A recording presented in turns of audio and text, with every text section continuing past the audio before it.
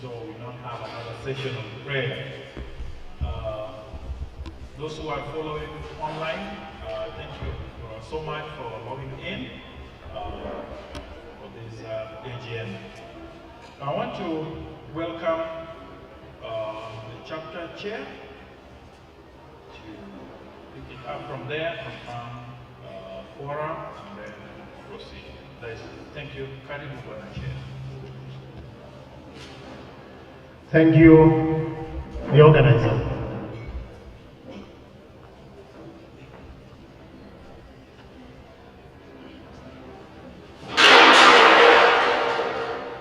Solidarity, brothers and sisters. Solidarity.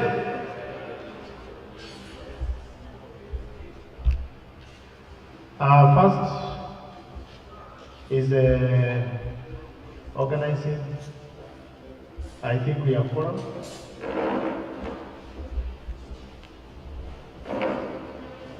Yes, Secretariat. We have forum. We have members online and we have members who have signed in. And there are members who are trickling in. So I want to say that by our standards, we are a quorum to constitute the A.G.M. And members,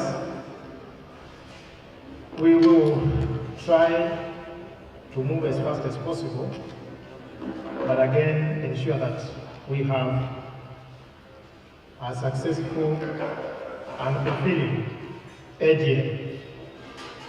Please allow me to take us to the program for today.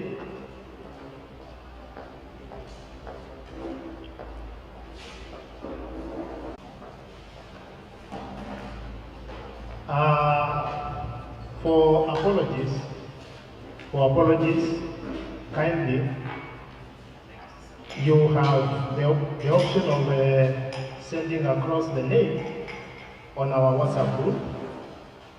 You have the option of writing down the name, giving down the name there at the registration desk, both sides. And again, you have the option of notifying the chapter secretary in the event that you have an apology for a colleague. Please send them coming, including those who are online.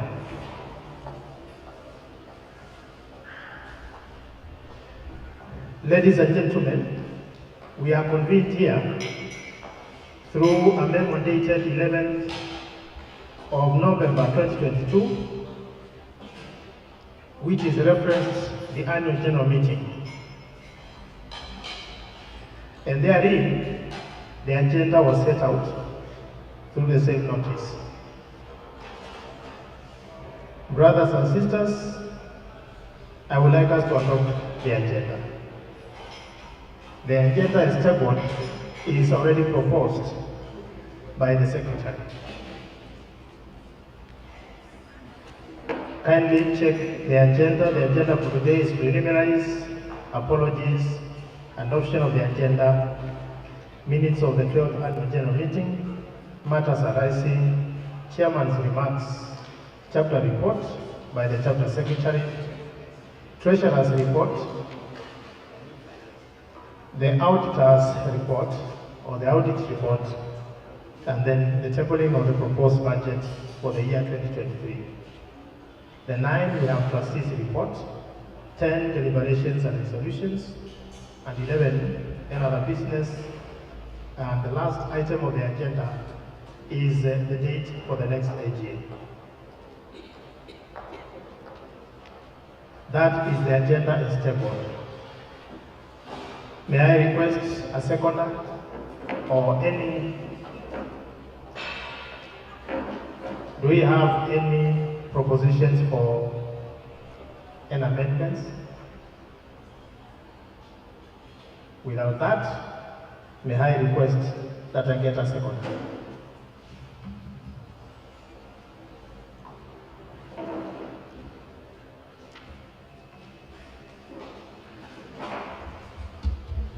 Yes. Welcome, Brother Sewe.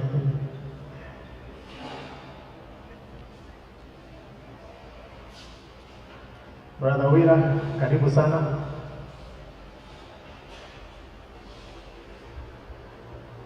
Yes, can I get a second?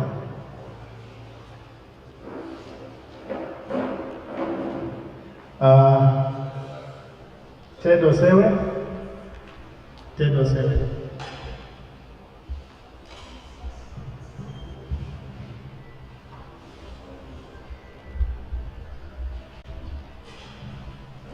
Having looked at the agenda, we see most high cycle for this weekend. And you are several lieutenants in school, or at least organizing. Organizing.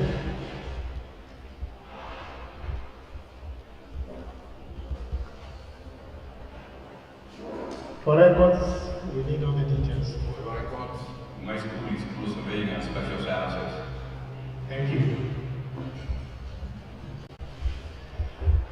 Then members online and present in this hall, I think we go straight to the agenda.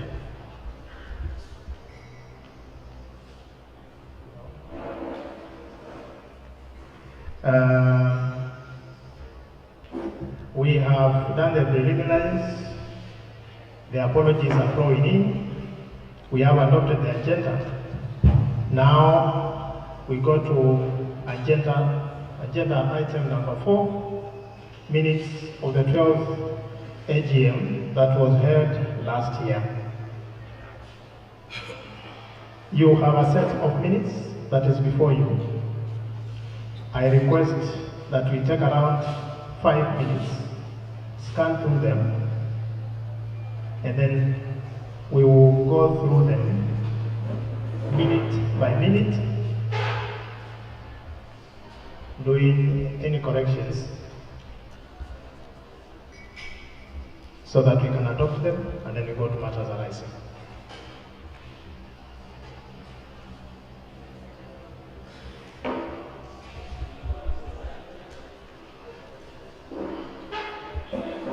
Yes. Just a moment.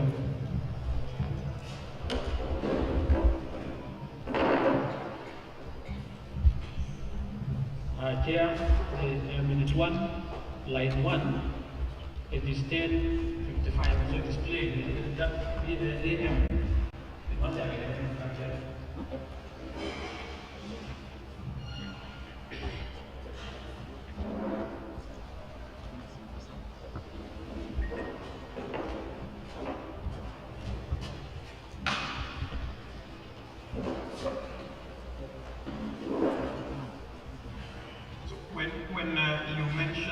When you rise up to give, please give us your name and the school so that we have it on our records.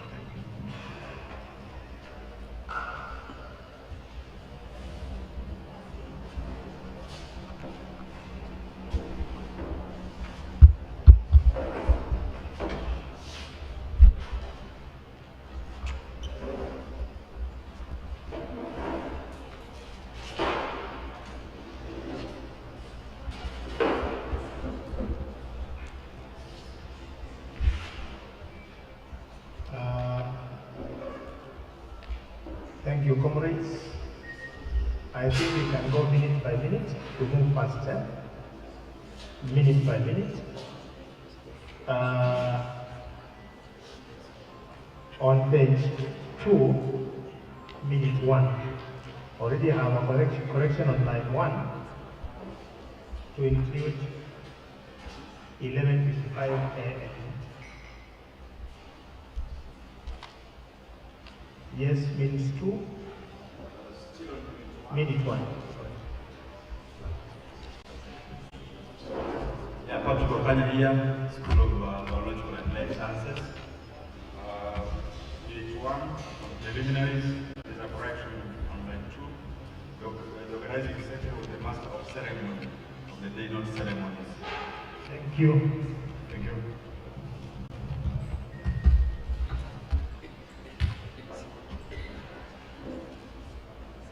Okay, minute 2 on the same page. Any corrections?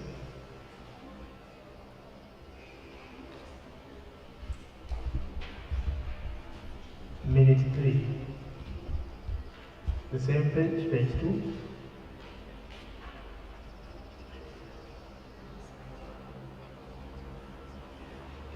Any corrections? Thank you. We move to page 3, minute 4.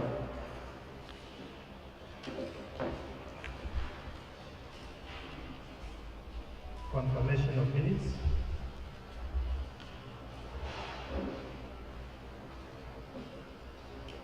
Minute 5.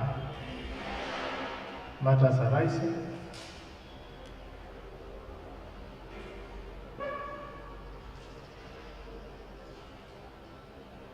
A, B, C, D, up to E.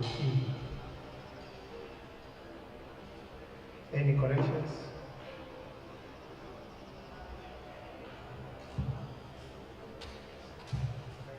Minute 6.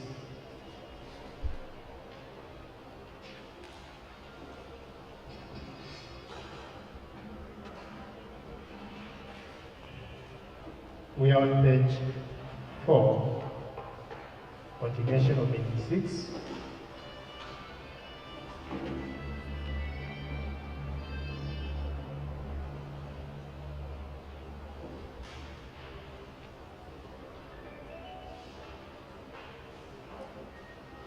Minute 7.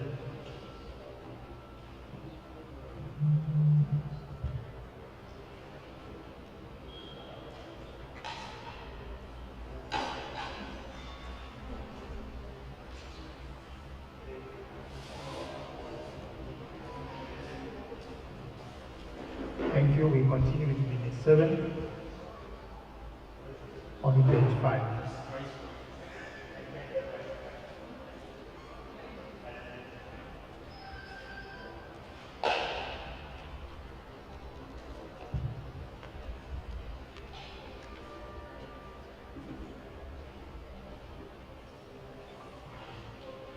Thank you. Minute 8 on the same page. Treasurer's report.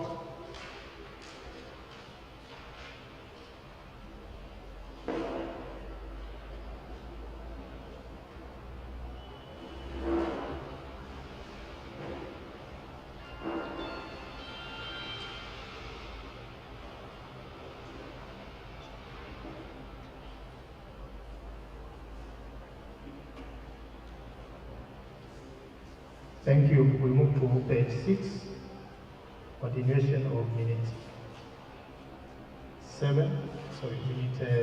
8. That is Treasurer's report.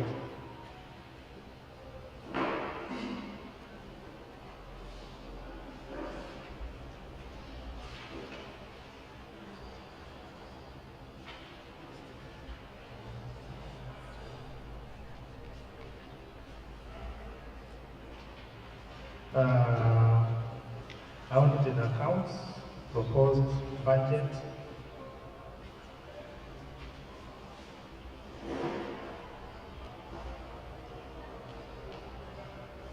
members' reactions to the Treasurer's report. Any corrections?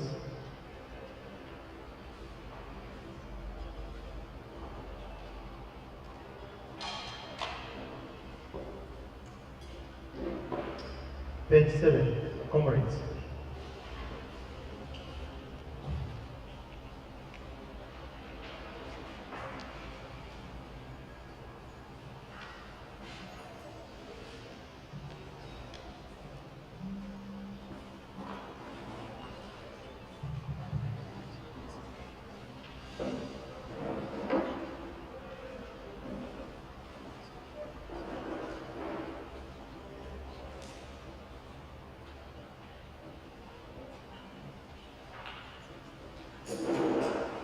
Page 8.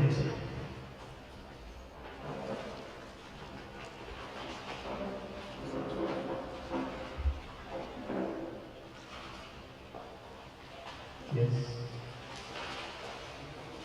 Minute 9. Minute 9. Trustees report.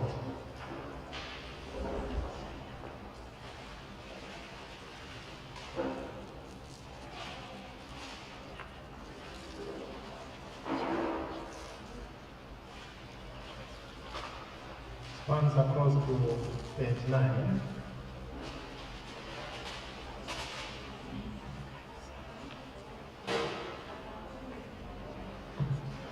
Minute 10. The address by the National Secretary General.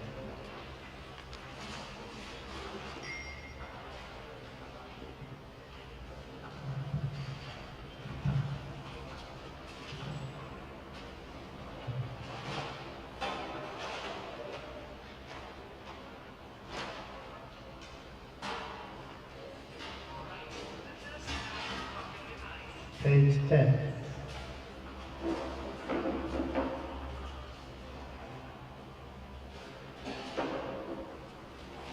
Points under the address by the NSG, the National Secretary General. Any corrections?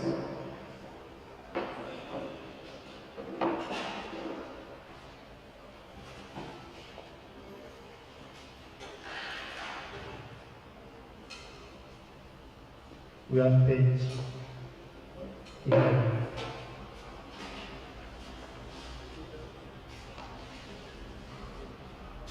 Minute 10. Deliberations and resolutions.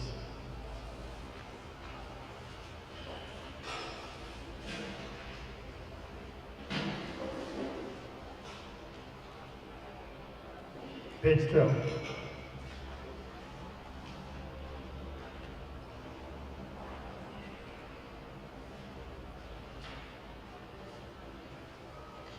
Under resolutions,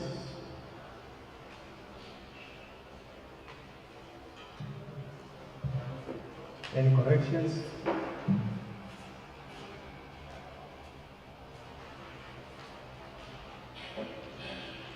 Minute 11. Correction on the resolutions. Under resolutions, members resolve to rally behind the union. It is hanging. Members resolve to rally behind the union. Thank you.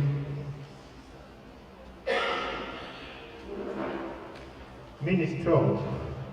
Date for the next A.G.M.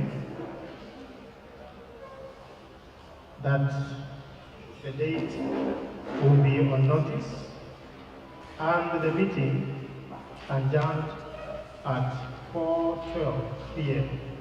with a word of prayer.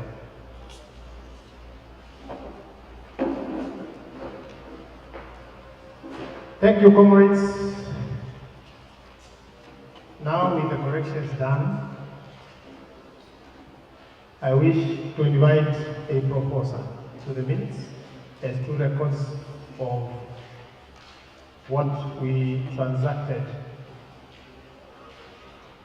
in the 12th A.G.M.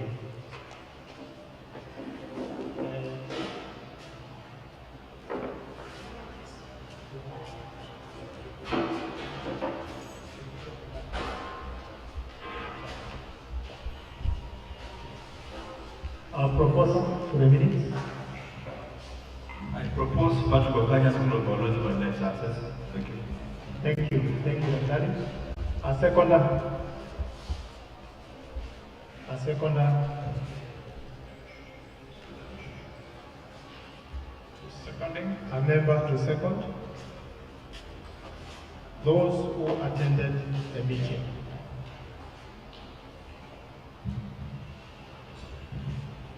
A seconder. Yes, engineer. Give it so that you can see it.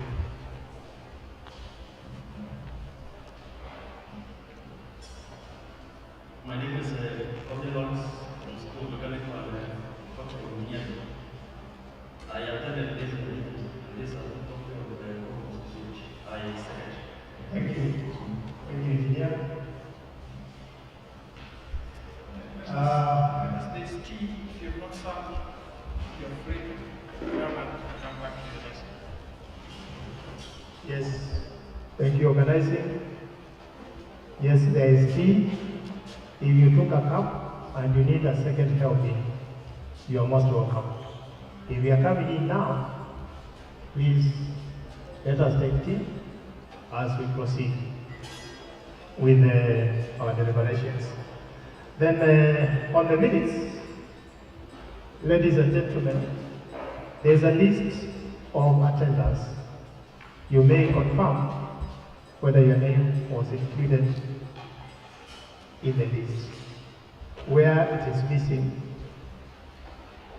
we apologize, but then we can capture it because the final set of minutes will be the one that will come out after the corrections, so notified. That's it.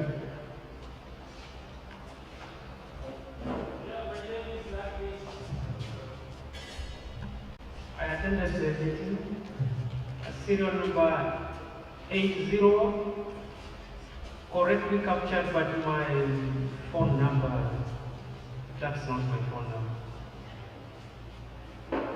Should be 505. 505. Thank you.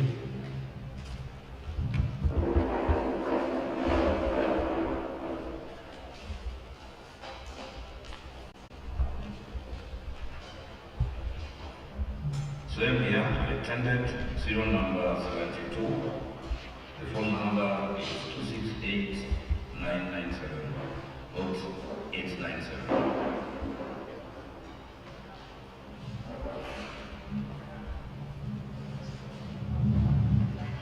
Secretariat, I'm sure that is captured. Thank you. Then, you attended and your name is not there.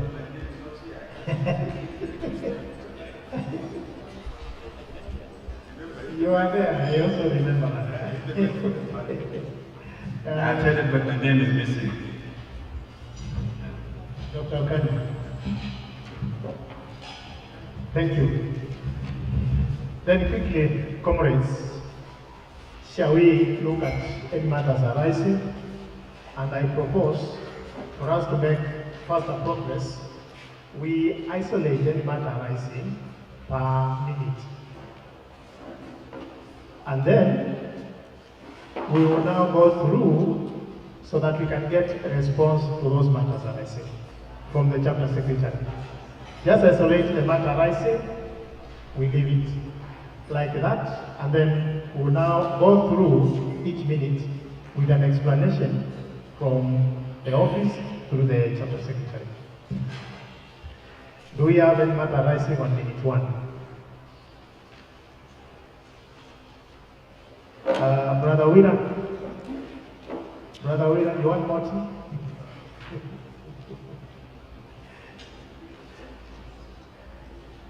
Okay, any matter arising on the minute 2? Minute. We are on page 1. J.N from SCAT. Under preliminaries,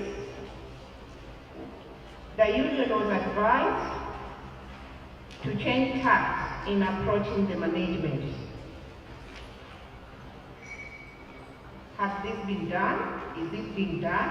Is it working for us? Thank you. Thank you. Thank you, Doctor. Thank you. Noted. Good one. Aha. Then minute 2. Any matter arising? Okay.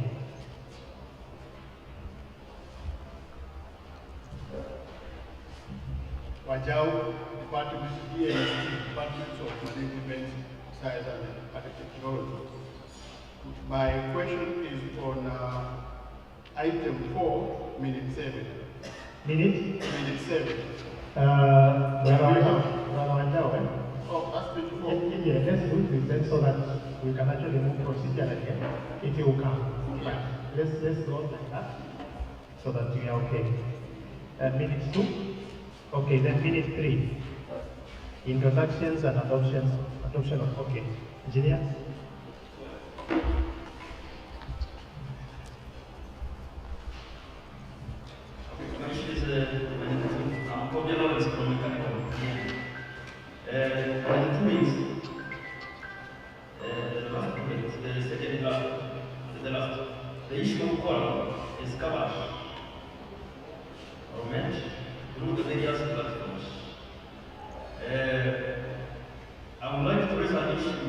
regard to this point, I mean today's meeting, if you look at the attendance for this meeting, it was much higher than today's.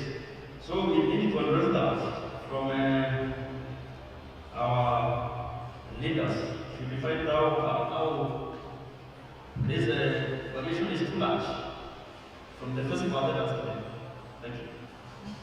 Thank you, Engineer. Thank you, Ora. There's a lot arising. But then I need to mention that as this will be addressed later, but for purposes of this meeting, there are some of us who registered their presence and they went out to come back. There are those who are on their way, and then we have our colleagues online right now. So we have done that tabulation and we are achieving the other way majority to transact this AGM. And again, I think we all agree that we are going to be coming in at different times. And therefore, those who are in now will not be held ransom by those who come later. I think it is only fair that we proceed, but then later someone will make a comment. I am addressing the issue of now and today, so that we are all aware that we are constitutionally constituted and we are okay to transact. Then minute 3, any matter arising on that? That is on introduction, adoption of the agenda, etc.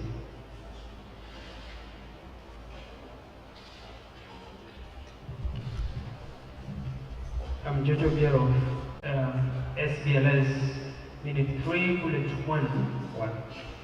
The names of the colleagues that proposed and seconded the minutes need to be captured, indicating the schools they come from. As it is, they become strangers in the minutes. I think even when we are contributing, we say our schools, it helps in tracing the membership. Thank you very much. Thank you very much, Dr. I think yours is straightforward. That we say our school, we say our name of the school, and then the secretariat kindly note that. It's important for records. Okay, then we go to minute 4. Any matter arising on minute 4? Okay. Same, I think, for school and everything for the confirmation of minutes. I think it will go the same. Yeah, no, not good on same. I Okay, just want to put something on minute 2. Minute, just for correction, basically to make it clear, when you say the issue of forum is covered on the various platforms, I would suggest that those platforms are actually mentioned, whether it's YouTube or Facebook or Correct. it's actually platforms, but they're quite a number. So Thank to you. leave it hanging is not okay. Thank you. Thank you. Minute 5, matters arising. Any matter arising or matters arising? Okay. Chairman, although I have noted the issue in 7, it also arises in minute 4. Good. I have been out in minute 5. I have been out of circulation for some time. But our position on FPSC was that we did not, as a union, accept it. But I find an issue in it, in our minute, in the minute number 6. Is it now an official policy that the union has accepted FTSC? The clarification I would get. Thank you. Continue. I'm sure you are noting that.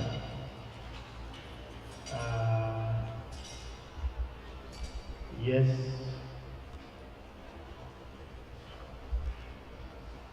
Then we proceed to page 4 under minute 6. Remarks from the chair. Any matter arising?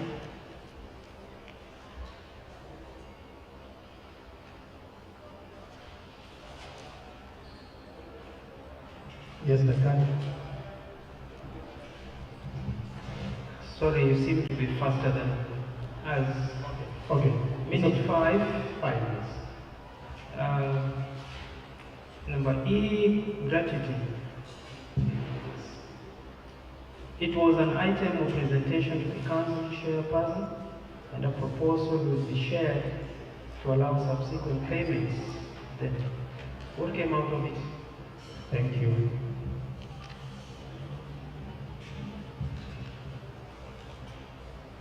Thank you, thank you. Under Chairman's remarks, we have a matter rising. Without any matter rising, then we go to Minute 7. Minute 7.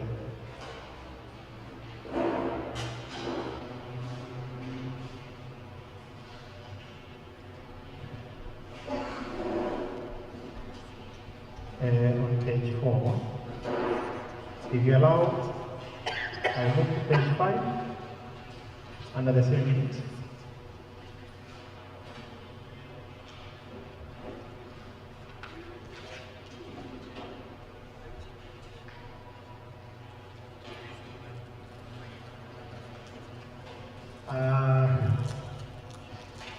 Comrades, minute 8. Minute 8.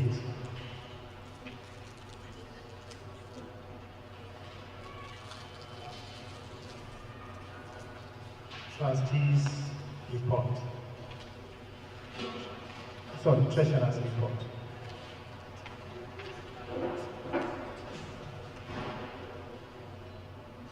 Yes, there are 2 hands up. Engineer, we are coming to you.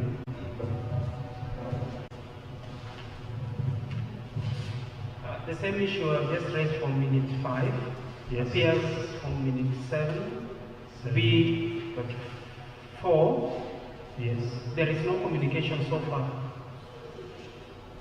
If there's any that has been given, I'm not aware of.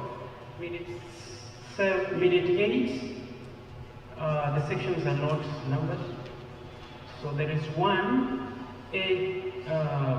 all the subscriptions are forwarded to the gazetted union account. Yes. As reported in previous A.G.Ms, the collection of the union dues remains inconsistent. I don't understand. Thank you. I don't understand that because the deductions are made at source. The last part there, the matter of non-remittance is still in court. Non-remittance of what? That should be union dues, but somebody will react to that. Okay. It's true, I'm raising my hand, and my colleague has asked the same question, but I would like to add on it from the statement that was reported in previous AGMs, the collections of union dues remains inconsistent. So he has asked a question, and I would like to ask, if one guy is wrong, yes, if there is change, it depicts a lot to us. So, has it changed? Thank you. We move to page 6. Page 6.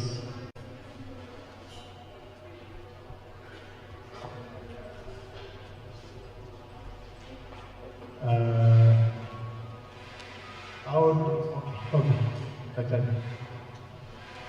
Thank you. I think still on the same, the issue of union dues being inconsistent, it would be wise if the actual figures can actually also be captured so that people can actually see the inconsistencies. Yeah, instead of giving the statements as they really are. To capture the figures. Thank you. Thank you.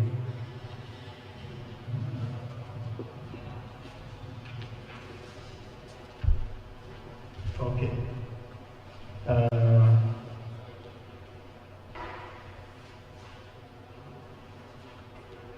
Page 7.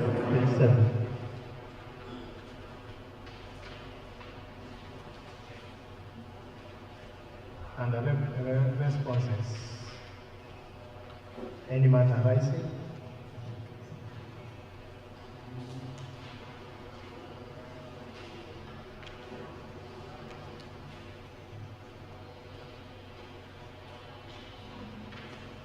Any matter arising?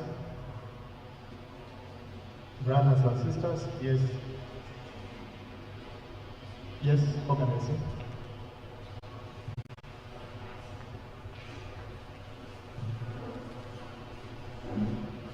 In the minutes that are on, there seems to be a problem with remittances, which is appearing almost everywhere, on either those which are going to the union or those that the union are receiving. Why don't we get somebody clarify this issue once and for all, so that we know who is not paying who and what kind of revenues we are getting, and actually where they're going? That would be the best way to go forward with this kind of an item, being defeated all over. I'm sure that the second one will back.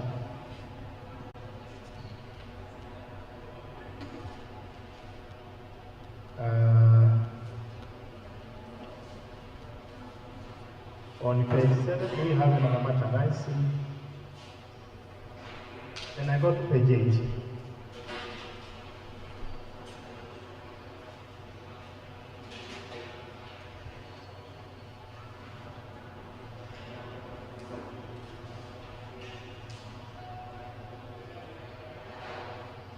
The trustees report. Any matter arising?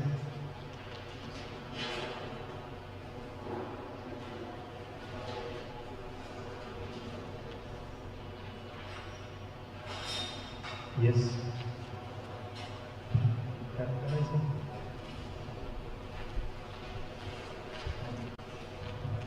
This is page 8, minute 9. Number 2, to financial review, bullet 2, the last word, the signatories to the account, trustee. But we know we have 3 trustees. Yeah, so can it be made clear? Yes, be made clear.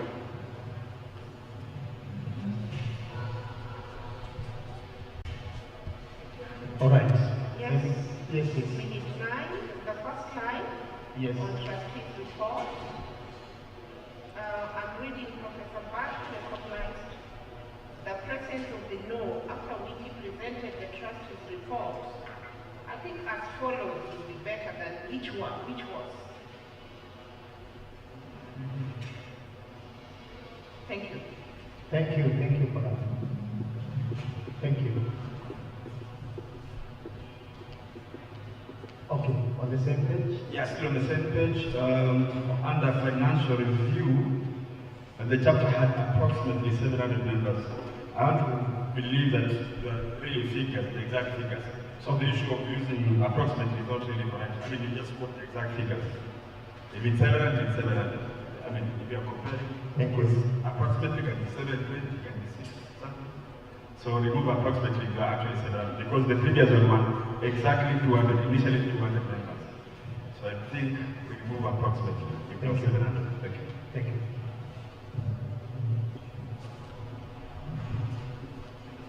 Page 9.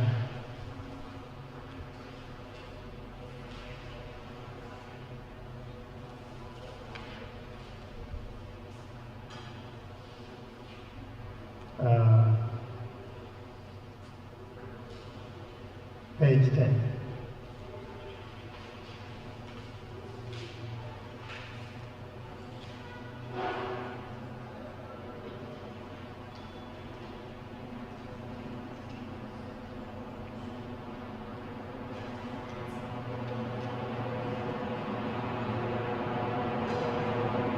Page 11.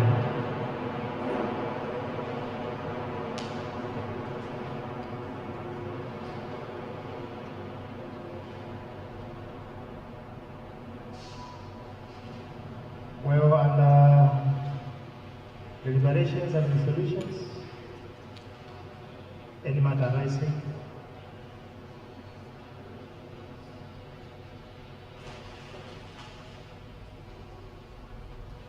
On page 11.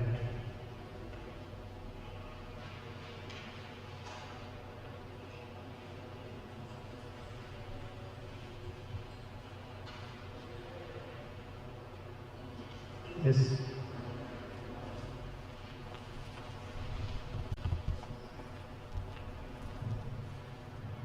Since in 1026 of 2021,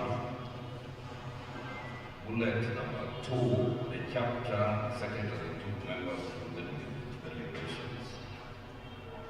This term semester issue, I have problems with it, and the pension issue. The term semester issue And pension. and pension. We need to get a little bit more clarification on what's going on. So in some areas we find it, at least for this year, for myself, I think nobody has ever gone on leave and everybody is working every day, including weekends. So let's try to make some serious statement about it, so that we see whether we're going with the term or we're going with the semester, so that the staff know what to do. Thank you.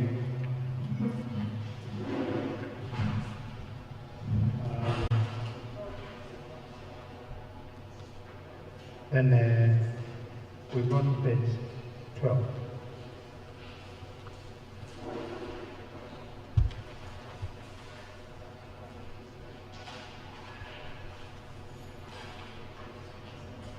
Okay.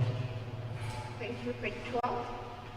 Under resolutions, petition the ministry to have all unions.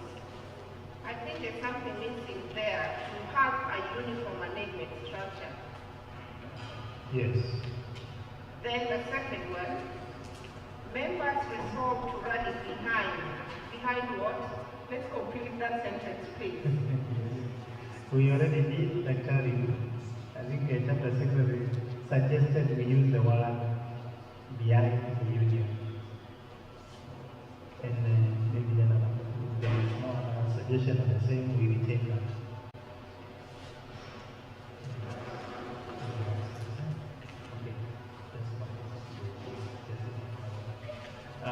Another matter, right? We are the A or B.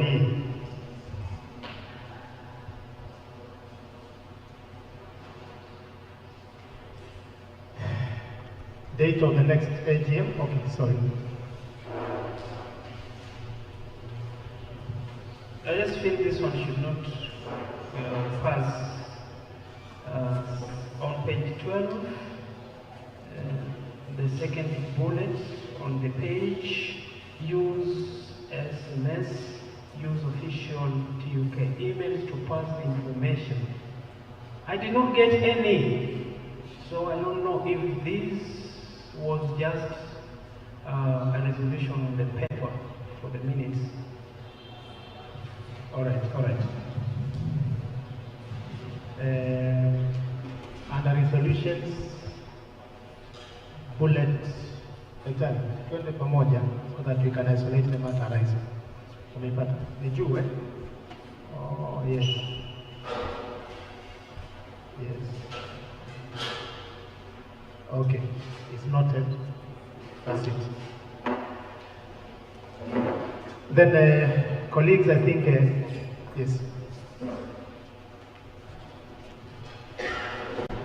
Just a slight observation, which I think might also be important in terms of reporting. Yes. We've used quite a number of acronyms and abbreviations, so it would be nice to have a list of those acronyms. Like some of them, I don't know them.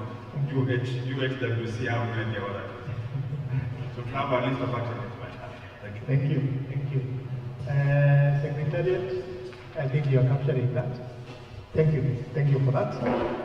So, brothers and sisters, I think since you have... Okay. Dr. Yeah. Karibu. On the attendance list, Yes. number 81 and Serial number 81. and 82, I've got the same AC number. And 81 is from the EMS, and from there I don't know who that is. 81.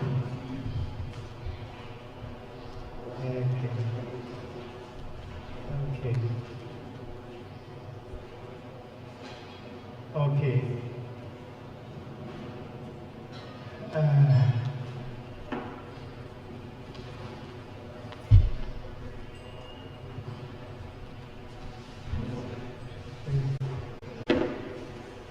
Okay, just to follow up on what you just said, serial 82 is me with my AC number, but serial 81 is not me. And that's my serial, my number also, so we need to change it.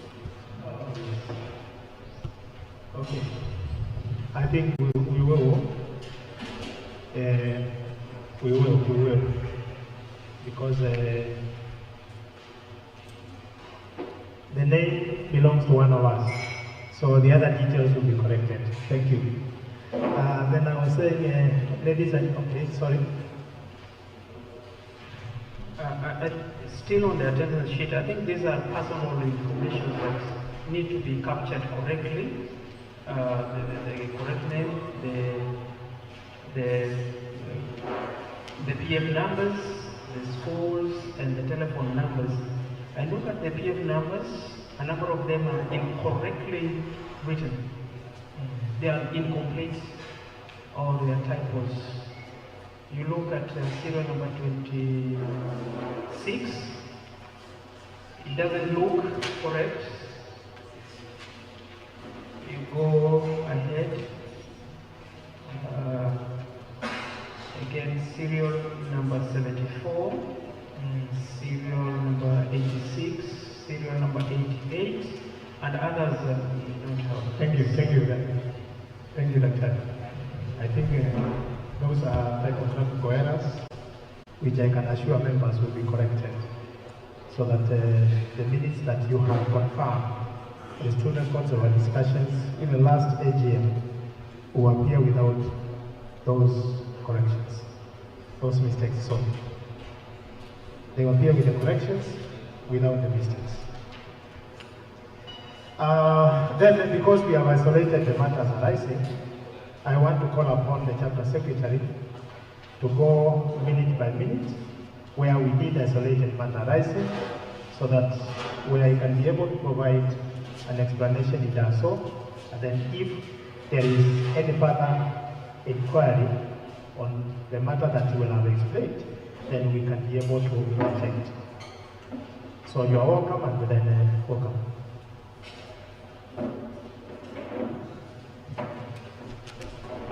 Good morning, members. Solidarity. I will respond to the issues. I'll go page by page, not necessarily minute by minute. I have marked them from item number 1 to about 11 issues which were raised.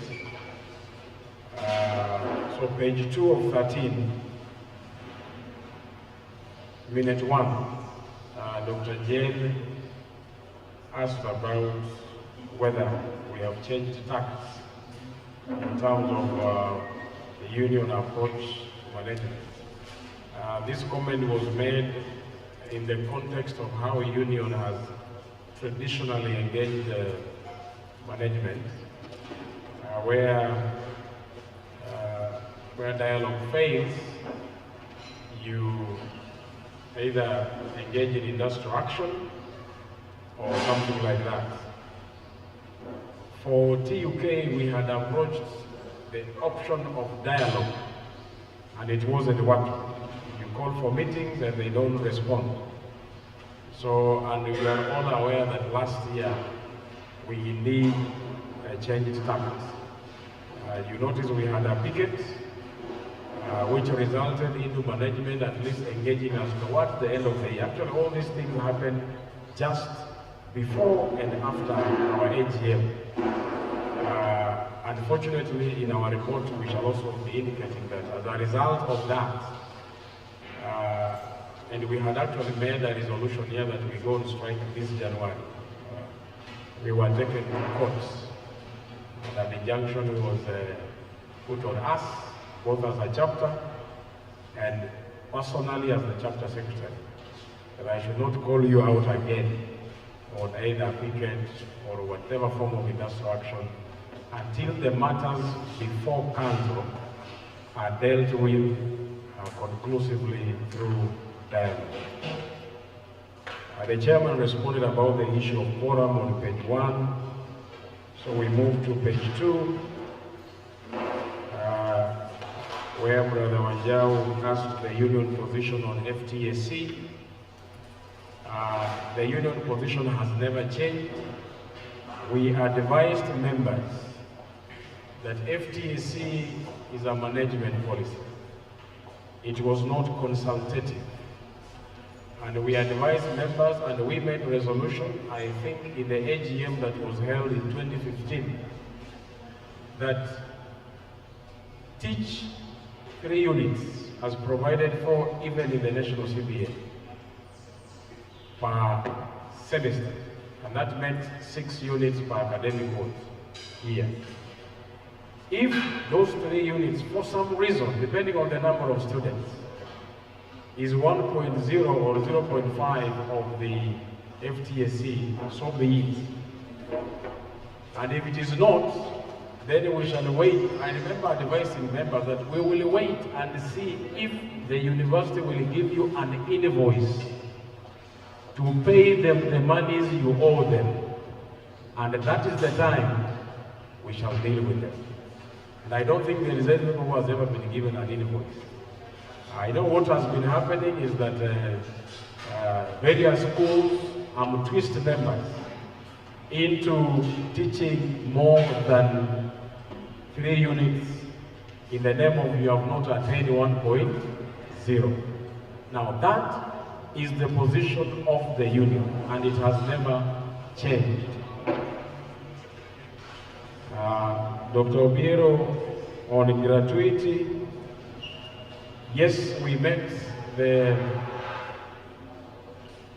University Council in October last year, and in my report today, I have mentioned what the Council promised to do, and I've also indicated whether they did it or they did not. So please, I'll respond to this. It is in our chapter report. On page 4, minute 7,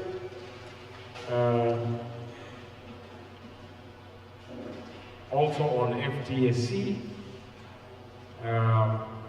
I remember this was a mention that we had met the council, and that they had tasked the committee on education, subcommittee of council on education, which is chaired by Honorable Koech. And among other things they were supposed to consider was FTSC, the semester, the term system, and everything to do with academics, including establishment at the school level. Number of academic staff versus support staff, and the number of students versus the number of academic programs that they are running. Now, again in my report I have something about that, but unfortunately the whole of this year,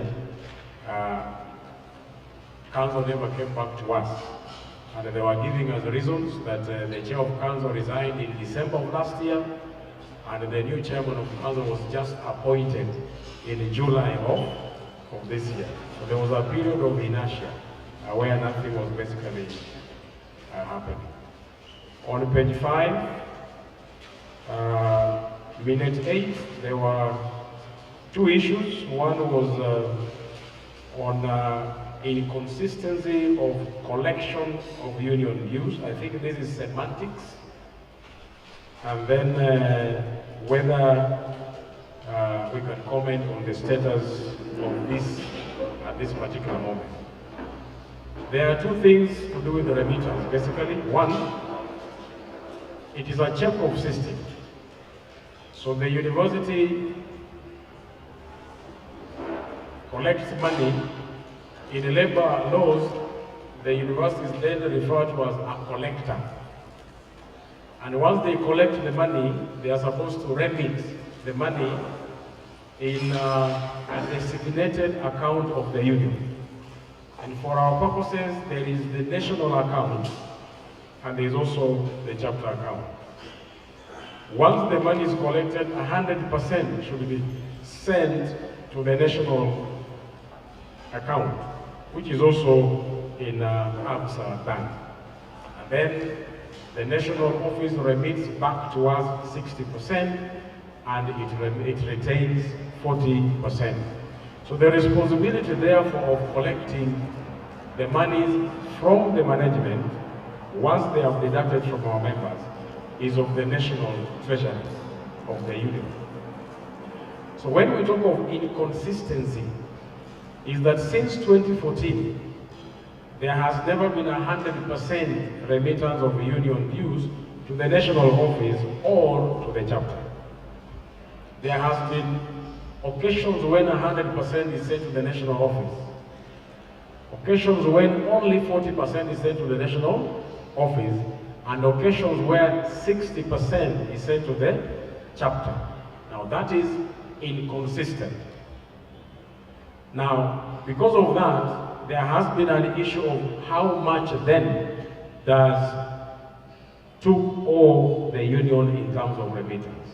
Now, with that kind of inconsistency, to piece together the 100% has been a subject of a court case that is alive today, where the court ordered last year that all the three TUK, national office and the chapter, reconcile the byproducts, the national accounts of the national office accounts and the chapter office accounts, so as we arrive at the correct figure that TUK owes management. This has been ongoing since last year, and in fact, just yesterday on 24th, the matter had been mentioned. I have not gotten an update because we are not part of the court case. We only facilitate by way of providing documents to the national office. And I remember saying, when this question was asked last, that we will be speculative if we say this is the amount, until such a time when the court makes a pronouncement. But all I can say is that we are in arrears of probably now 1.5 years as a chapter, maybe 5 years as the national office, in terms of those inconsistent remittances. 100%, 40%, 60%. And that is the position as of today. The matter was before a judge yesterday, and I cannot comment further than that because it is a matter which is still ongoing. On page, I was numbering this. So we go on to page 12. There are two items here. The first one is on a previous minute on page 11. That is minute 10. On a matter I've just mentioned, on remittance. Yeah, let him ask so that we move away from remittance. Let the child ask for remittance.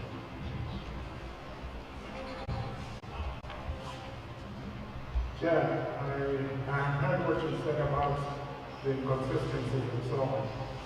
But can you just show us what has been remitted to our chapter? Can you see what has been remitted to our chapter?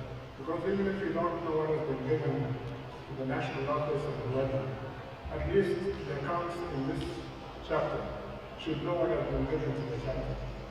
The reason I'm asking this is that the chapter is not doing anything for us. It is now 1 year, there's hardly any activity, there's nothing seems to be going on. And so I am wondering, and I hope other people are wondering, what money is coming to the chapter and what is the chapter doing with this money? So even if you don't show us what the national office has received or whatever, at least let us see what the chapter has been receiving. And if it's itemized in the accounts, it is I think I tell you, let me respond to the guy before as he sits down. Every single cent that gets to us is reported at the end of the year.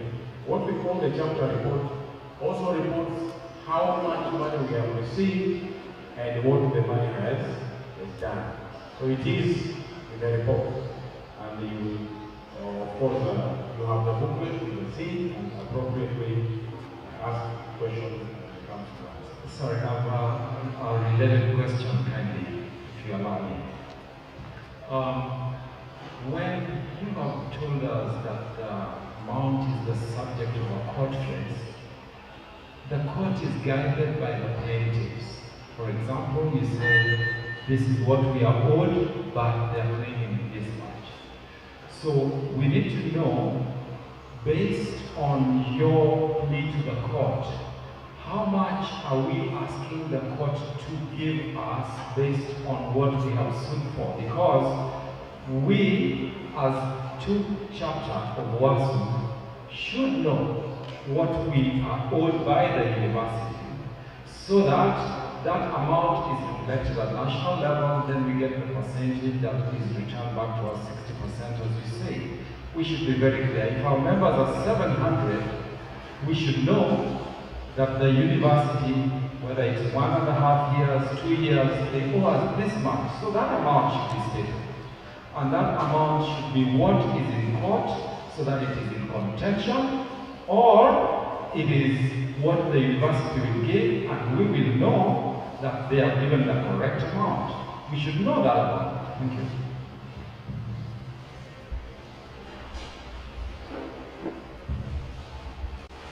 I hope in the last one, followed by answer one.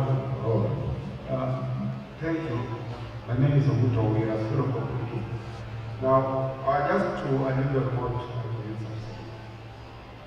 Frankly speaking, when you're talking of money, you're talking of figures. Our office here, you keep telling us about either a percentage or a certain amount. Please, to be clear to us, so that we give you the necessary support. Please give us figures as they are. This is the amount TUK owes us as a union, and this is the amount they owe the national office. This is so much they've given us, we are waiting for so much. But if you just tell us that a certain percentage or 2 years, 3 years, how much is 3 years? How much is it in 3 years? Because our numbers also fluctuate. There are those who leave, there are those who come in. So we could give us figures that don't exist. Please, let us not give members a chance to speculate. Give exact figures. Figures don't lie. All right, figures indeed don't lie, and let me give you an example. There's a time we mentioned figures here, isn't it? If you remember, we did mention figures at some point. And the next time I personally mentioned the figures, I quoted figures that had been quoted in court. And it was 49 million. That was in 2019. I have not quoted any other figures from the court. I think there's something I said which probably we need to understand. That TUK as a chapter is not in court because 100% of union collection should be sent towards to the national office. The national office was in court since 2019, and there were 7 universities which had been sued. It is only one university which is still problematic. And let me tell you why. It is because even documents required for the so-called reconciliation were only provided after the court order 2 months ago. These are known as byproducts. And the byproduct is a list of the number of academic staff every month, increasing and decreasing, and how much is deducted from them. It's called a byproduct. These byproducts were only provided to the national office through their lawyers after we had a meeting in the conference room here with the national office. Because you cannot do even reconciliation without the so-called byproduct. When the TUK sends money to national office, 1.2 million, they don't even give a narrative to say this money is for July 2019. They don't even say it is for April 2014. So even for myself, to come and tell you that I have a list of this figure against this byproduct, it is not possible. I'll be telling you lies. And I'm sure you don't want me to tell you lies. However, since that time, the figure has changed, and not downwards, it has gone up. When last year, and you're all aware that last year, the court had ordered that UASU auctioned property for TUK. I don't know whether you saw that in the news. I'm sure you saw it, isn't it? Then the figure they quoted, which I cannot be authoritative about, was 108 million. I can't be authoritative about it because I'm not in court. But they quoted a figure of what? 108 million last year. That is why TUK went to court. They obtained a stay order and insisted that we do threshold reconciliation. The national office was saying, how do we do reconciliation when you have not provided us with the data we require?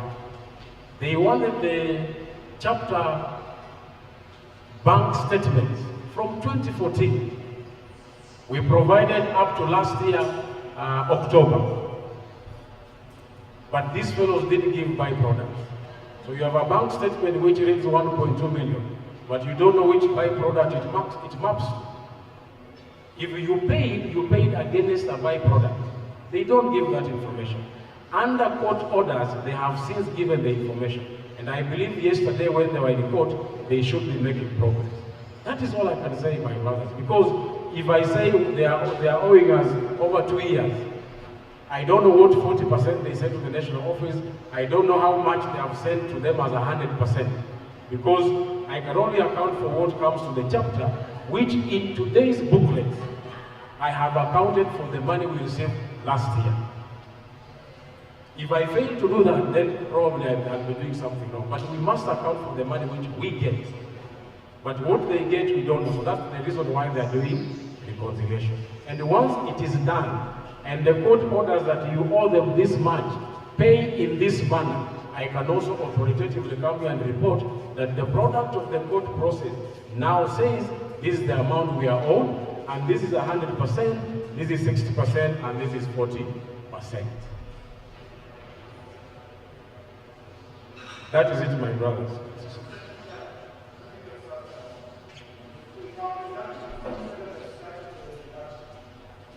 No.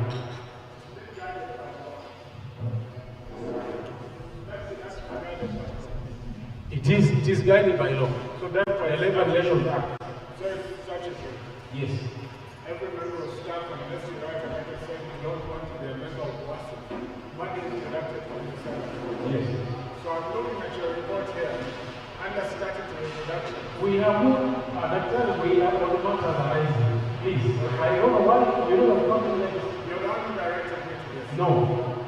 I only mentioned that in my report. I'll come back. I have not come to the report. I'll come back to that. We are on matters arising at the time. We are on matters arising, Dr. Sorry, that's why I'm going on the minutes page by page. When we come to the report, let us interrogate the report at that time. Kindly.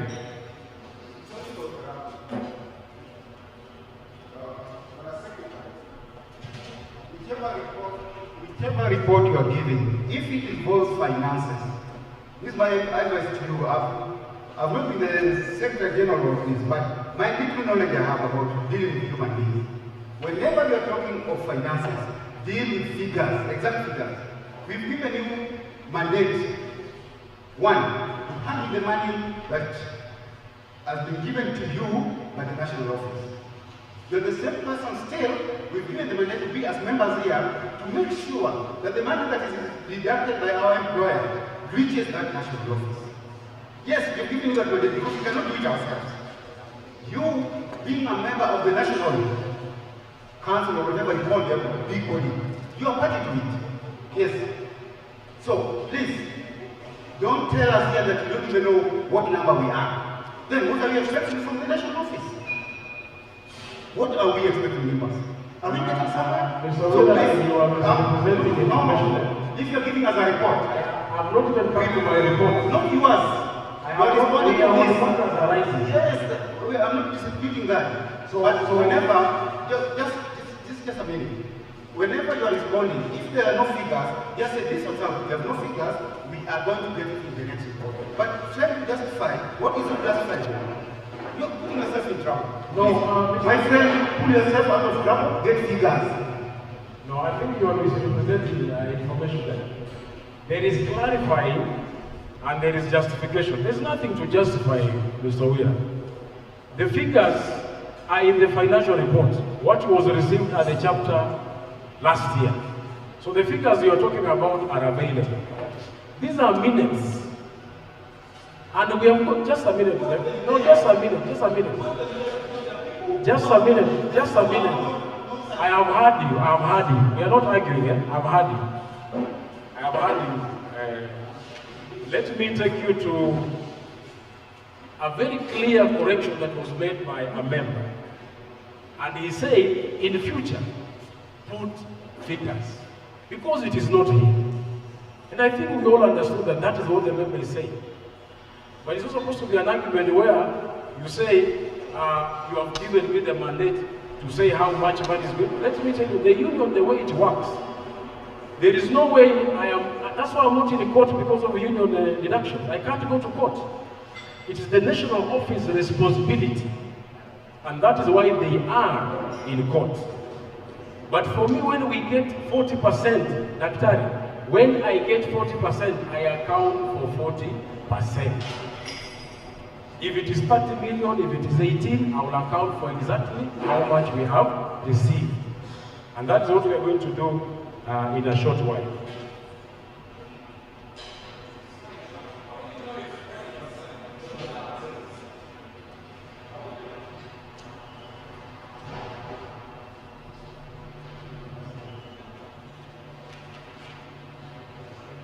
You're saying, how do we know if it is 40% or 100%? I think I was very clear when I was talking about inconsistencies. And I was very clear when I said, let me explain to you, Brother Dan, so that I listen to you, don't go over it again, it's clear. Yes. The thing is this, if you give 100% to UASU and you get 40% 60% and 60% given back to us, yes. How will you know it is 60%? You see, accounting for the subscriptions of members is not just at the stage of when it is returned to you from the national office.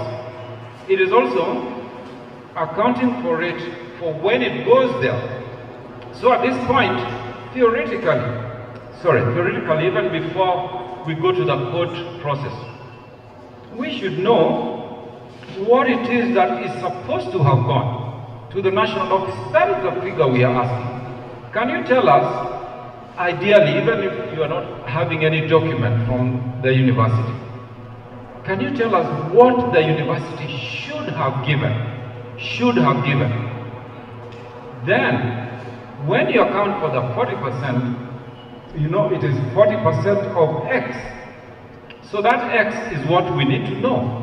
So that when they comply, we will say they've complied 100% or they've complied 20%. If we don't know the figure, we are just gossiping. Okay. Let me finish the issue of remittance because this is just a small point. Please, through the chair. Chair, please.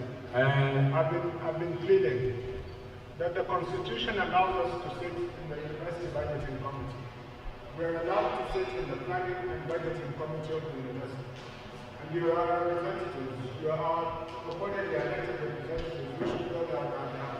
So this idea that the university is hiding from you, because that's what you're implying. What this 100% is, because you don't know what, you cannot calculate it, you don't know what is an individual person. So we're saying to you, and I'm repeating again, you have the responsibility on our behalf to sit in that university budgeting committee, so that you know how much revenue the university generates, you know what the university proposes to do with that money, so that this university is part of us. At the moment, the way you're talking, it is as if you can't go to court, the national office must do that, but the national office does not know the finances here, and you do not know the finances here. So what is all this? What is going on? We're educated people, there are people here teaching financial management, and how can we go to manage the finances in a small institution like this.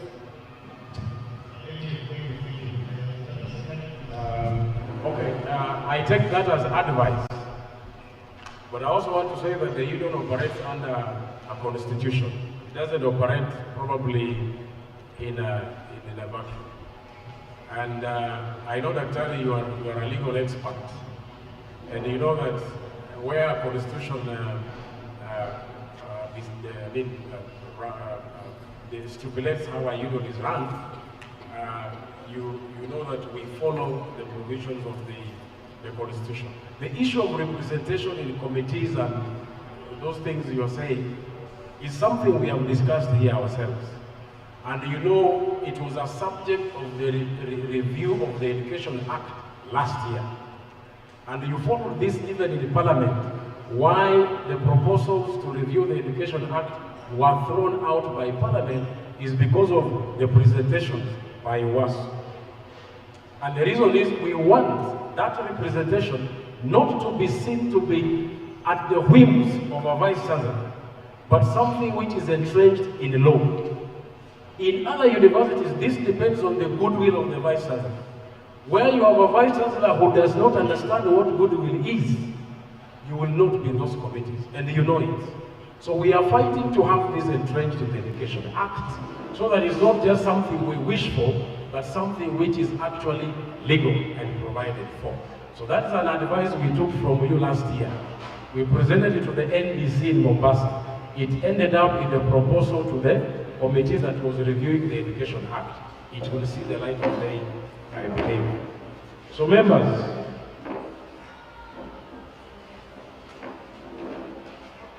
we were on page 12, and there was the issue of SMS.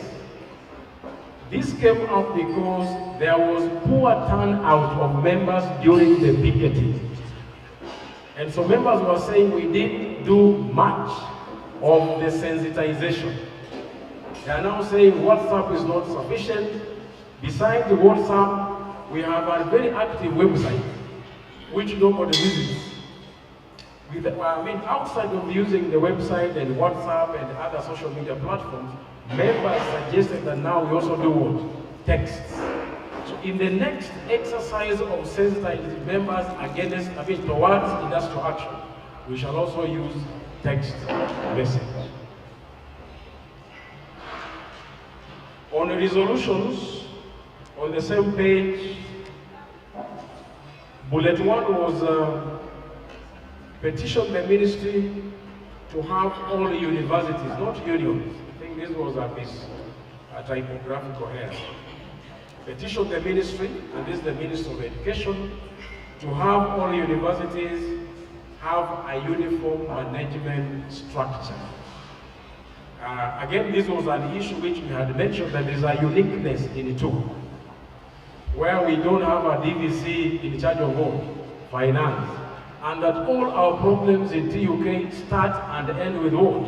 Finance. And so we had suggested that because the council says TUK is unique and it does not require a DVC finance, and we are saying, let us petition the Ministry of Education so that all universities can have a uniform structure.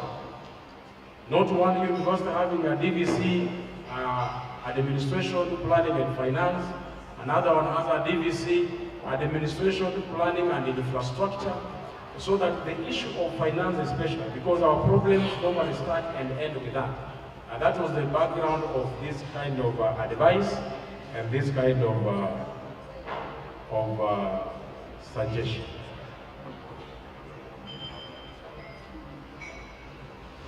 On page 13, there is nothing. I think there was a mention of in the future we should explain the acronyms. Dr. Okanya had mentioned, and indeed it is important that we explain the acronyms, because not everybody knows that the University Health and Wellness Department is services actually, is UHWS. Otherwise it refers to University Health and Wellness Services, a directorate that is headed by Dr. Kobe. Members, those were the items that were raised in matters arising. Thank you very much. I'll now ask the chairman to take us through to the next agenda.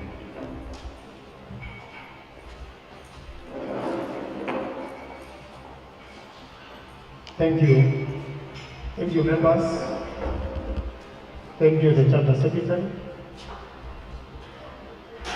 What I may ask is that in the event that there are some items that do not sit well with a member, since in the interest of time, I think a member can be free to visit the office and then further consultation can be done and explanation done. What I know is that as Dr. was pointing out, when we are deducted, we have a byproduct. There's a long list of all our names against what we have been deducted. And then there is a total. That is on paper. That is on paper. So getting details about what the court have deducted is very easy. And normally, if they have to pay, we are saying that they need to send this information along with the schedule to the national office. So that document is not a big deal, but I think if we have any issues there, they can be handled. Members, we have dealt with the minutes of the 12th annual general meeting. We have confirmed them. We have now looked at the matters arising. And we are on agenda number 6, the chairman's remarks.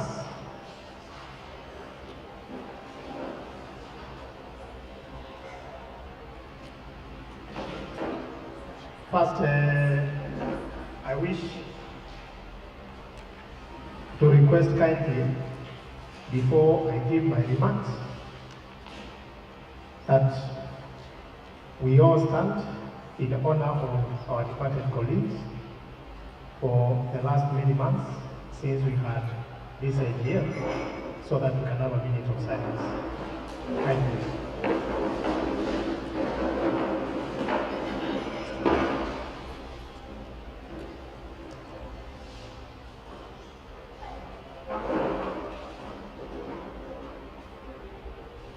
We also remember our dear ones who have lost close relatives across the period.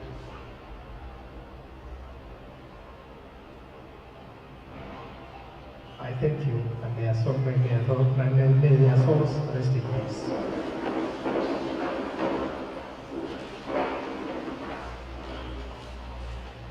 Dear brothers and sisters, I will be very brief in my remarks. This is the 13th A.G.M.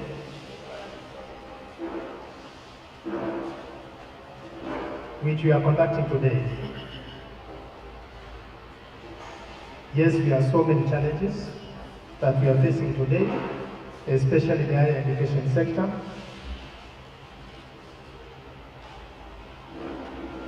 Across all the universities in Kenya, the issue of funding from government is becoming very, very dire. I wish to mention that there are some universities today who are earning 57% of the salary, and the others who never received their monthly pay last month. The question of pensions, the question of statutory deductions across board is really hurting.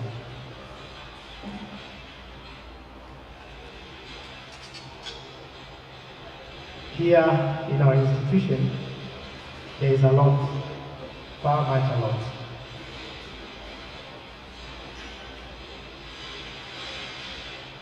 We have done our best under the circumstances. We didn't have a council chair since last year, December, all the way to this year, June. And I can assure you, we immediately got the number of the current chair of council, and we were able to engage him. We have also met management across this period. Many issues have been discussed, and we did the best that we could so that we can be able to represent you in management meetings.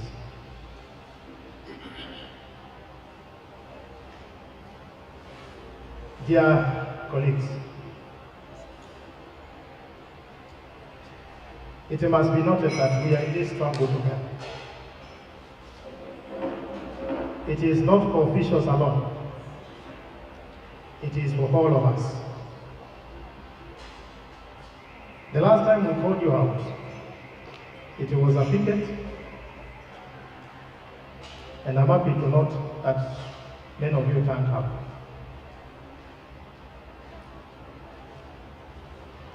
But the funny way things are done around, I don't know whether to say it's corruption with the courts or not. After we called out for a picket, that day I remember at around 2 p.m. we were served with a court order restraining us from a strike. A picket and then a court order restraining you from a strike. And the chapter secretary had a specific order as a person, as an individual, and through him, an agent, that he cannot call you out for picket, for go-slow, for strike, until the matter is heard and determined by the court. And the subject was from the resolutions of last A.G.M. My dear brothers and sisters, we need to recognize and appreciate the environment we are working in. Be fully aware that our wish, most of the times, under the regime, may never be granted.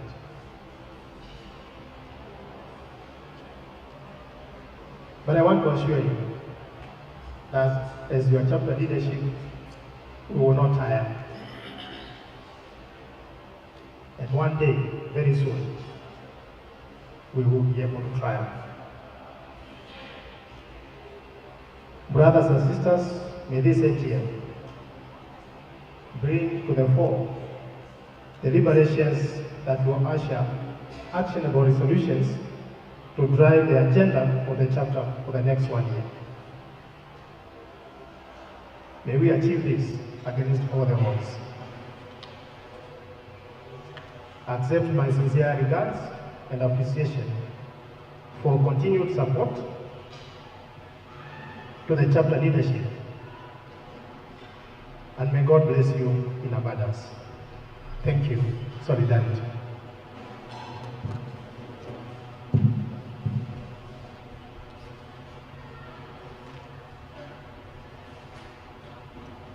So then, we will go through the reports and then have an occasion to adopt them before we discuss them. What I may request is that under any report, please, if you have anything, isolate it very fast, put it aside, then when we come back, just shoot it out so that we can discuss. On agenda number 7, I wish to invite the chapter secretary to give the committee's annual report, which is captioned as the chapter report for the year 2021. Welcome. Thank you, Chairman. Colleagues, brothers and sisters, solidarity. Solidarity. It is now my pleasure to present to you the chapter report for the year 2021. This basically is a summary of activities that took place from January 2021 to 31st December 2021 at the chapter, and the issues that the chapter engaged in, as well as the superficial reports for other issues which may not necessarily have involved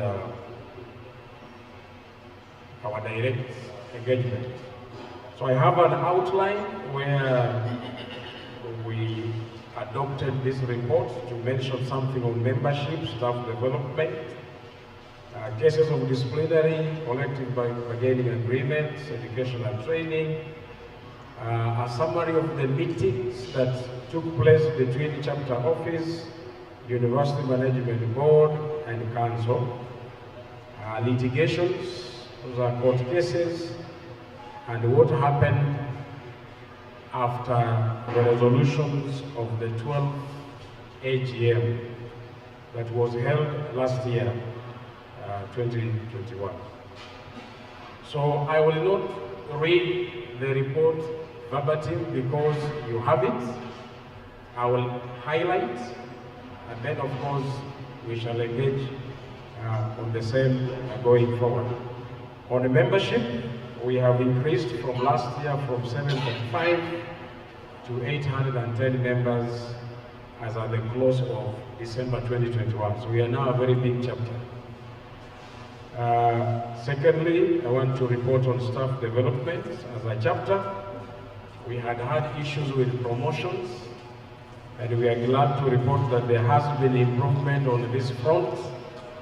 A number of our members were interviewed at various levels and promoted last year. We thought of giving the exact figures, probably who they are, but I think in respect of confidentiality, we decided not to. But it's just important to note that there has been improvement that has run into this year of scheduled promotions across the grades. We have had issues with the education supports, especially for members of staff who are pursuing further studies and also who want to attend workshops and conferences within and without the country. There has been continued support, except the union has asked management to have a watertight policy. If you remember last year in our education day, in which the Vice Chancellor was represented by the DVC ARS then, now DVC ASA, the question came up and members were told how the support is done. What percentage of tuition the institution supports a member of staff on studies if they are studying locally or if they are studying abroad. And this policy, though it has been in place for a long time, we have asked management to try and improve it because it has undertones of discrimination. Last year, colleagues, we had a number of disciplinary cases. A number of our members appeared before the disciplinary committee. We ably represented them, and all of them, except one, were favorably determined, and our members did not proceed to the next stage of discipline. Those who had been removed from the payroll were reinstated, and their arrears, I think, for some had been paid, and others, I think, we were still following. However, members, unfortunately, one member of staff, his disciplinary case did not find favor with the committee. He was summarily dismissed. The union and him appealed to the committee. Of course, when you appeal to the chairman of council. His case was considered, and again it was determined that the matter that brought him to the disciplinary committee failed to meet the minimum threshold for dispensation in terms of appeal. And this matter we have discussed many times, members. When the National Secretary General was here last year, if you look at the minutes, he also alluded to the same. Matters to do with affairs with students, it becomes very difficult for us as a union to put up a case. And so we keep advising our members that let us have issues with academics and other matters, but let us avoid what the NSG popularly refers to as kukunywa maziwa ya watoto. That is a difficult case. We did our best, and unfortunately, we didn't find favor even during the appeal. So members, much as we had success with other cases which were very straightforward, and we were able to plead that our members be reinstated, we managed to do that. But this particular matter was even more difficult because the student in question was a live exhibit during the disciplinary cases. And you know, when a student comes and sheds tears before a committee, it can easily be very difficult to do that. So we still ask that we do our work diligently and reduce the chances of ourselves finding issues that takes us to the disciplinary committee. This year, I want to report, just as we passed, that we've not had very many disciplinary cases, and I think that is an improvement. On collective bargaining agreement, members, we have had very little change from the previous year. While we continue to engage the University Management Board on these outstanding CBAs, I am reporting, and as the chapter, that the arrears for 2012-2013 remain outstanding. I have already seen a member asking about this on the WhatsApp. The 2013-2017 CBA, which we signed during the COVID environment, as in 2019. The latest communication from the SRC was that they had refused to give no objection letter. They were asking us to renegotiate and only restrict ourselves to non-monetary items. I also want to say off the cuff that about 2 weeks ago, ourselves, KUSU, and management sat down, having been directed so by the University Council last year in October, to write a joint response, which we did, and we believe it has since been sent to SRC.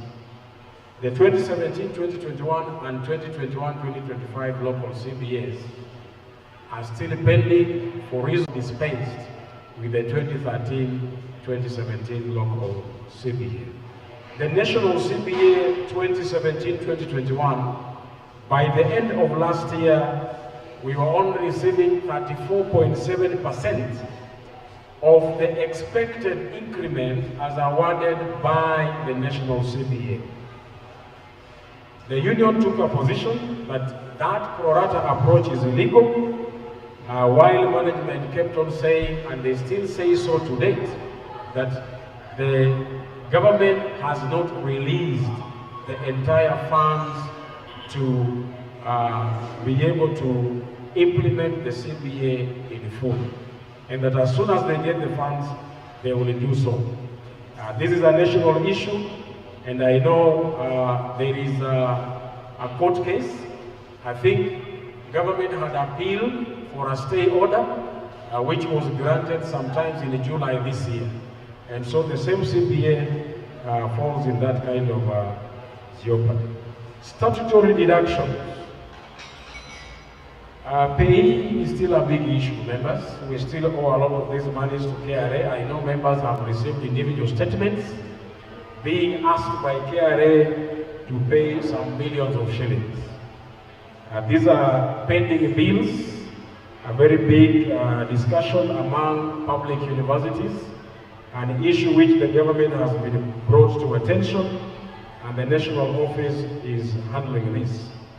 Bank loans and SACCOs, there has been marked improvement in terms of remitting what has been deducted from members. Last year we didn't have very many cases of member salaries being detained by banks on the account of not remitting bank loans.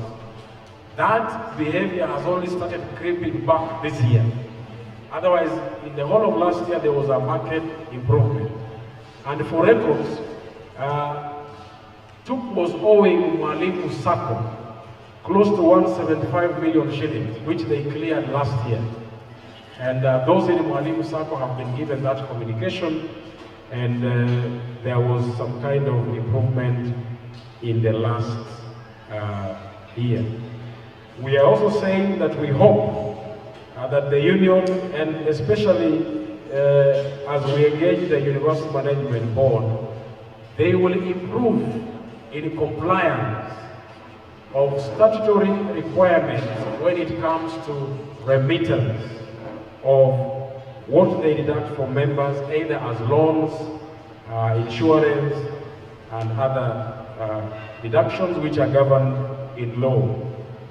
NHIF, we have had issues with NHIF remittances, but in the past year, we can report that this has improved. It is only the services which remain a challenge. But remittance to NHIF, for the whole of last year, we were up to date, and I think management did improve on that. However, because of poor services we are getting from NHIF as members, the national office, through the proposed 2021-2025 national CBA, have proposed that the national government or the ministry takes up the matter of provision of medical services to members of staff in public universities. We pay the highest premiums to NHIF, but we get the poorest services, and it doesn't make sense. So we hope that this proposal which has been made, as we negotiate 2021-2025 national CBA, it will be adopted so that we no longer have to rely on the local university management to provide medical service to employees, because we are also government employees. On pension, brothers and sisters, you know what happened last year. I don't want to overemphasize. Our efforts resulted in the first ever A.G.M. Those who attended the A.G.M. asked questions. Reports were given to us. Of course, some of the reports were supposed to be sent to us. And I did ask members, because pension is run by service providers, and each one of them has a responsibility. I did ask, how come we were not given the reports we asked for? The response was that as a requirement in law, the administrator prepares the reports, but hands over the reports to the sponsor. And then it's the sponsor now to decide whether they'll give the members or not. So we are going to follow that and know why the sponsor is given reports. And the sponsor here, members, is Technical University of Kenya. When the sponsor gets the report, why do they not pass them over to the members? And I know there shall be an A.G.M. again for pension, and we shall ask questions to that effect if that arises. But as it is now, members, if you want to get your personal statement, you only need to walk across to the CPF, who is our pension administrator, just across after A.G.M house, opposite the government printers. The building is called CPF as well, isn't it? You will be able to be given your statement, how much you have contributed, how much the employer should have contributed, what is your worth as per the contribution, and what is your net worth in as far as the monies which are in the custodian account. So we have made progress, and we are glad to report that in the last year, the progress was good. On education and training, this is a responsibility of ourselves. Last year, members, you are aware we had a very successful member education day. We brought in management, members were able to engage them, ask relevant questions on a number of issues which are grey, and I think the engagement should have continued. And we believe that going forward, we shall alternately be organizing such. There was also training of officials who had been elected, that's what we call induction, and then as well as training of the Treasury and the chapter in how to use what we call QuickBooks in management of finances at the chapter. Now, last year, one of the most important activities that happened is that after about 8 to 9 years, we were able to meet council for the first time. Something which has not been happening. And we held discussions with council. Remember, it was a chronology of events. We had to picket, we had to give a memorandum to management. We really put a lot of pressure. And I remember the numbers that were here, very large numbers. And this yielded a special council meeting, which we attended at the Boma Hotel in the South Sea. And we discussed quite a number of issues, some conclusively, and some were left in abeyance. And I want just to highlight what the council directed on some of the issues.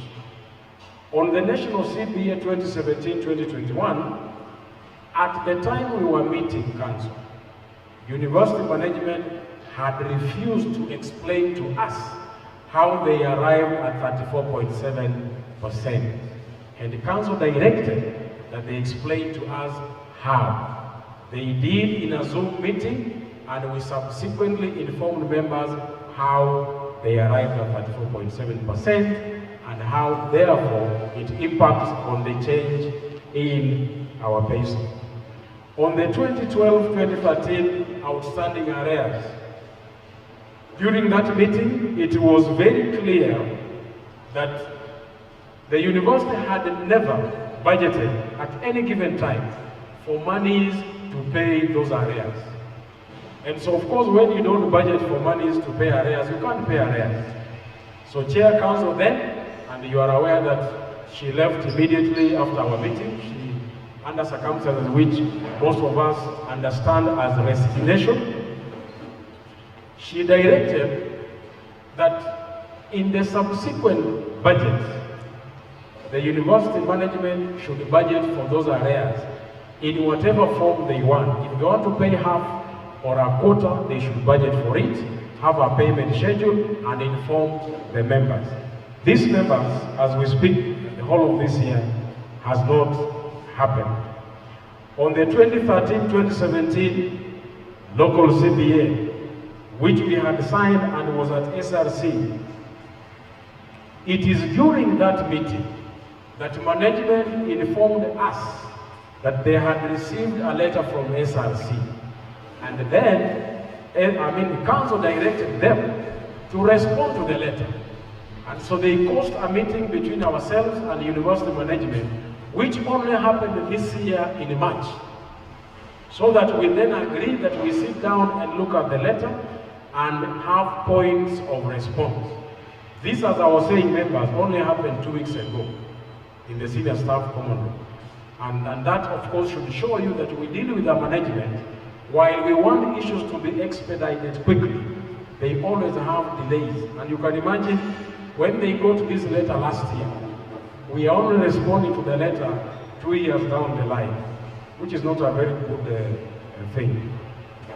On FTAC, because again, this is a matter members have been asking, we made it clear to council that FTAC was non-participatory and that the union had taken a position that this is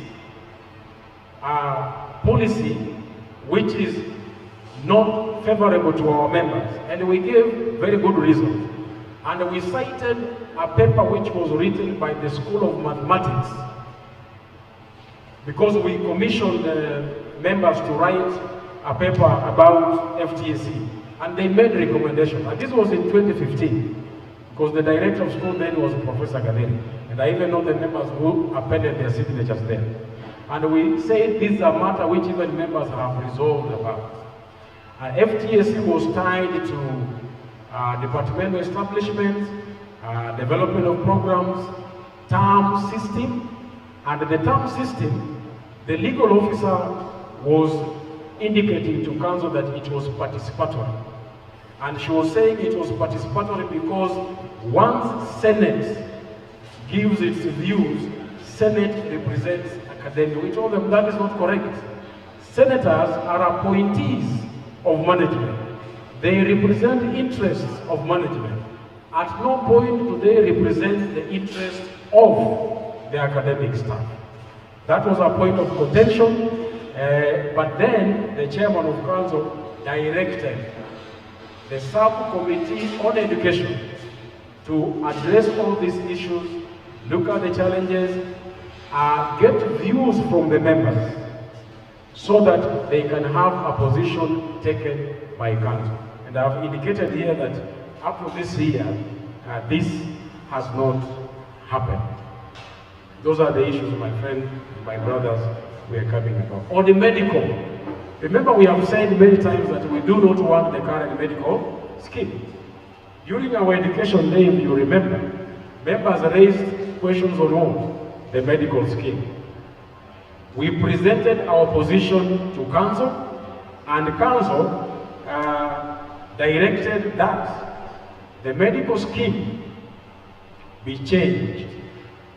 And indeed, the chairman of council then had indicated that this must happen beginning January this year. But of course, the rest is history because she left. Now, what has happened this year, and I just want to mention in passing, we have had 3 meetings discussing the issue of medical as a subsequent of the meeting we had with the council. Council has maintained the position we must change the medical scheme. University management says this is the best medical scheme. They cannot change it. So we have had 3 meetings. We have had no breakthrough because management still maintains that they cannot change this medical scheme. For whatever reasons, they say it is the best. We spend money for real sicknesses. We pay money for real bills. But when you go the insurance way, you will pay money for non-existent sicknesses and non-existent medical bills. That is the argument. But we have maintained, and we shall keep pushing, because this is also a subject of continuous discussion. So the last discussion we had is that they are going to form a committee and seek views from members so that they now present to council. As again, University Management Board has not come up with that particular committee. Term system, I've already mentioned what we discussed with the council and what they directed the issue in the meeting with the council. And members, you will recall that before we went to meet with the council, council wants to share with us your AC number, your school, and when you have done the application. If I am not wrong, only one member gave me his details. The rest of the members were calling me and telling me, oh, I don't want to be in conflict with the management. You know, if I give my PF number, people will know I have complained. Now that is how, when we want to take action, because members are suffering, when now you say you cannot give your details because you fear what I would call victimization, that now when I go for interview, they say, wewe kwanza ulilalamika, si umekuja sasa, you know, those kind of things. And indeed, only one member gave me the details. And that is the information we took to council, plus 4 members of non-teaching staff. Nonetheless, we prosecuted the matter. And when the council said that they realized there were 2 things which were happening. Number 1, There was no clear guideline on how promotion should be done after the court quashed the QA guidelines for promotion. There is no standing committee in the TUK that deals with promotion matters. There is no program, there is no timetable of when promotions are due. And so they asked human resource to come up with a clear policy and a timetable so that members know that promotions are due. If I qualify, I apply, and you are subsequently interviewed and promoted. It should not be that you apply and your application disappears, or you must go reminding people physically, they see your face and they say, okay, I remember you and I think I'll bring your name on the next schedule. We have had cases where people apply for promotion. 2 colleagues in the same department, in the same school, same time. One is interviewed, promoted, the other one gets no response because it is ad hoc. So this particular matter, again, we are waiting. And members, you should realize that while we do our bit, there is also that other social partner who is not actually doing what they have been asked to do. But we'll keep pushing so that this is done. Unfortunately, members, after what we did the whole of last year, we went to the PKT, we met management, we met University Council, and we were a very happy lot. And we say, thank God, now things are going to start happening. In that same year, on 8.0, the chapter office, together with the KUSU, after holding a one-day picket, and of course presenting our resolutions to the university management, the university took us to court, saying we are becoming too much. You're calling people to Red Square, you're having meetings here, you are terrorizing us with meetings, and you are even threatening that you will go on what? On strike. And we had threatened we will go on strike in January. So we were taken to court. On or about 12th December, that is when we were served by university management. I remember making my responding affidavit on the 13th. And I did so while attending NDC in Mombasa to beat the deadline. So we made our responses, and the case, as usual, is now still in court. In the meantime, they told us, if we see you bringing members on Red Square or asking them to do this or do that, you will be held responsible. But of course, as union, we have ways of going around this. I will explain what we have done so far and where we have the bottlenecks. And finally, brothers and sisters, every time we have an A.G.M, we make resolutions.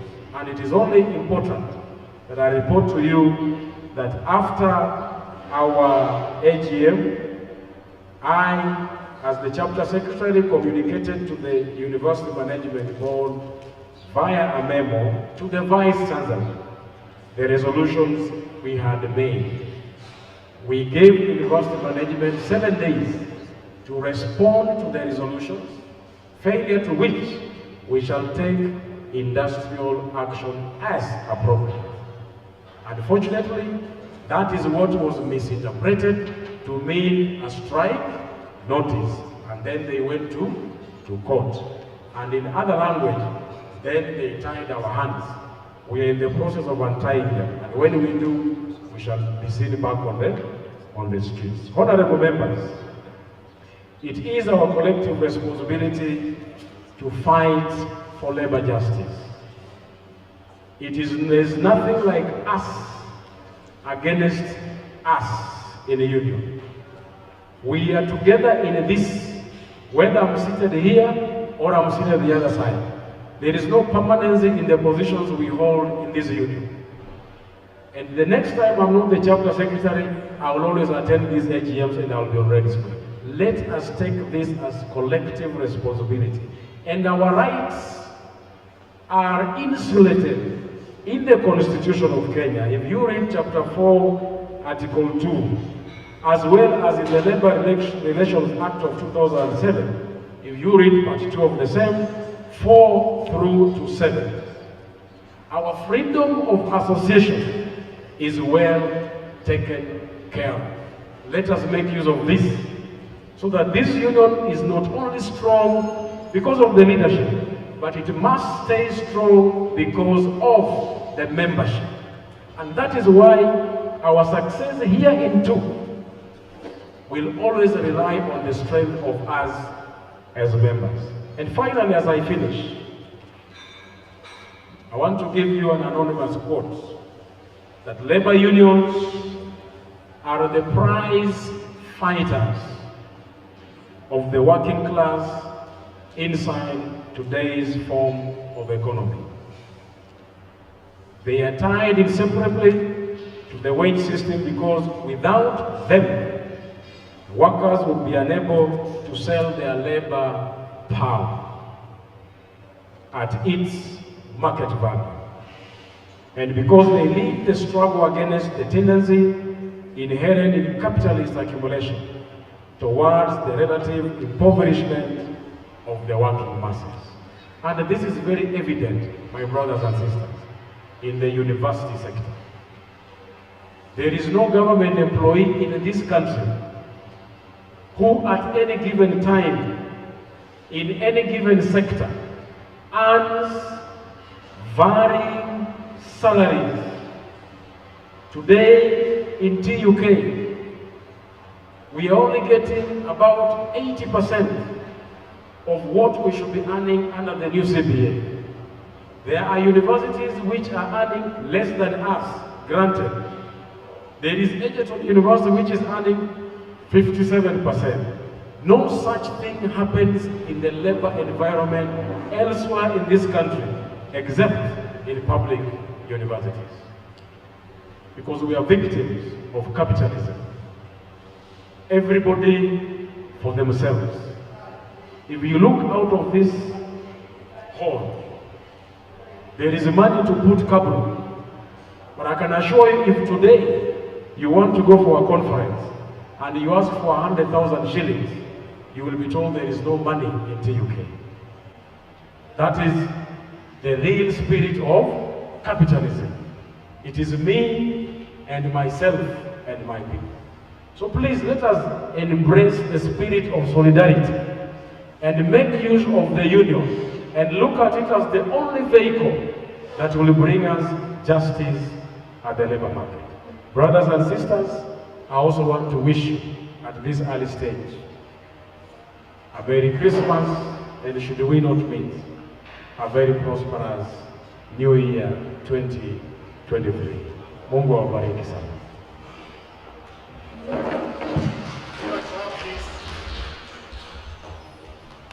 Give me my clap. We are all teachers, and when this standing, you know, is our business. It's always silent.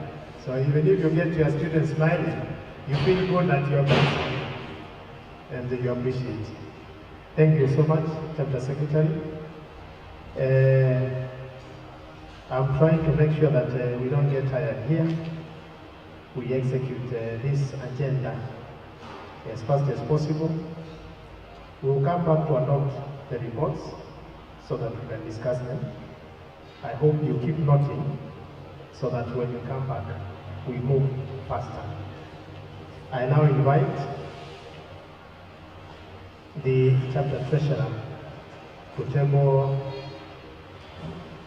our report, and then I can see the auditor is here, so that the auditor can thereafter take us through the audit report, and then the treasurer will finish by tabling the proposed 2023 chapter budget. Welcome, treasurer.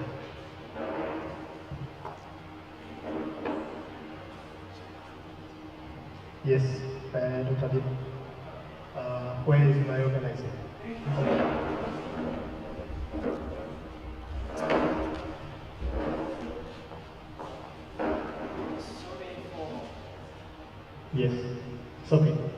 for interrupting you. I would rather that we react to the chair and the secretary's speech and communication to us, so that we don't mix it with issues of money, with the treasurer's report. I remember attending the previous meeting, and after the budget was presented, all else disappeared. Okay. Okay.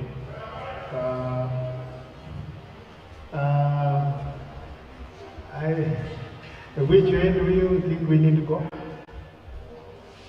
We can dispense of the two items. Members, I'm waiting for your reaction. Yes, Brother Wajam? Yeah, it is better to go that direction instead of calling the treasurer twice. Okay. If she finishes at once and if there are questions, they can be addressed later. And I know it is only actually the CS report which are submitted, which members may wish to discuss. Therefore then, I call upon one of us to propose the adoption of Chairman's remarks. Please, so that we move faster. Yes. Yes, yes. Give a bit of the mic. Your name and school. For records, Julius Bosire from School of SCAM. I propose. Thank you, Brother Bosire. A seconder, so that we can look at my remarks. A seconder. First, members. You know, we have to adopt a report so that it becomes in your records. It's a matter of procedure. Yes.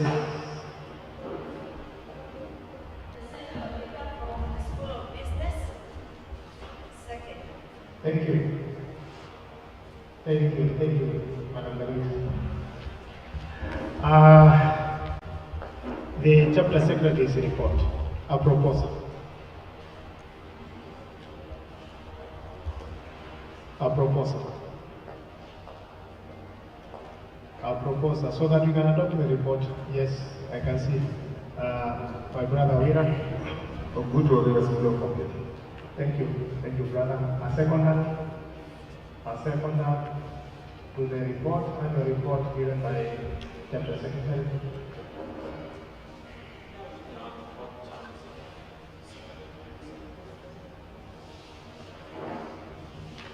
Dan, seconded. Thank you, Dan. Then, with that, then I guide as follows.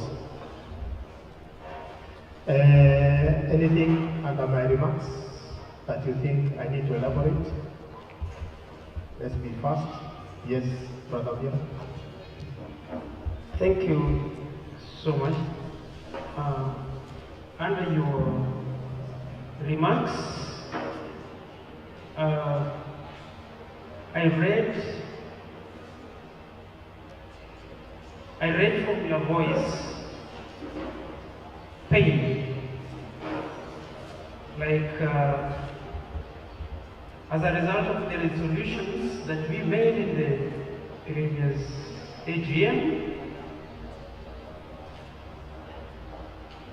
It was like they were not properly actionable.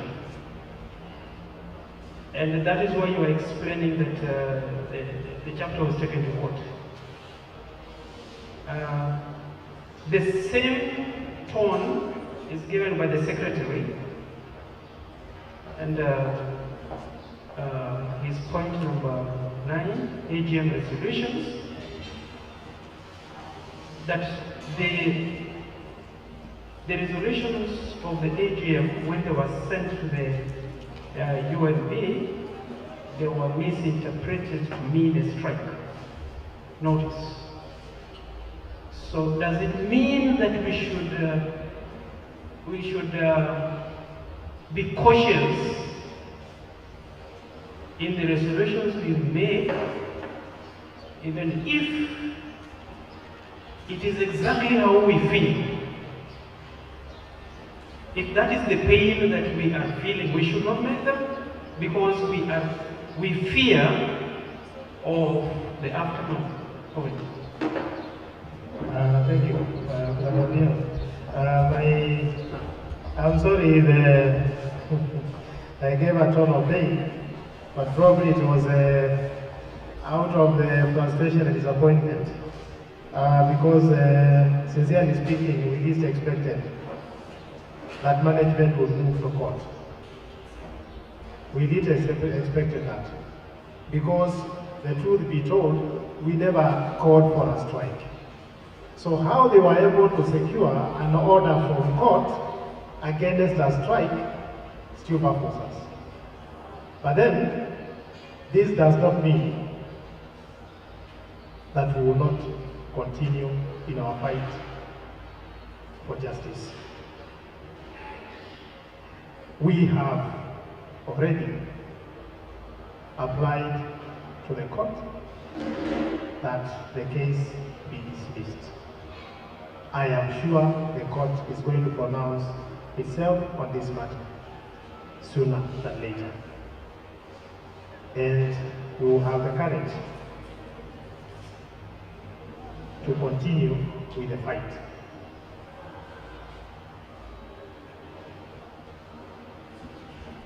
Oh, thank you. I think I have made myself clear on that. Thank you, Chairman. May I ask a question related to the Secretary's report, kindly?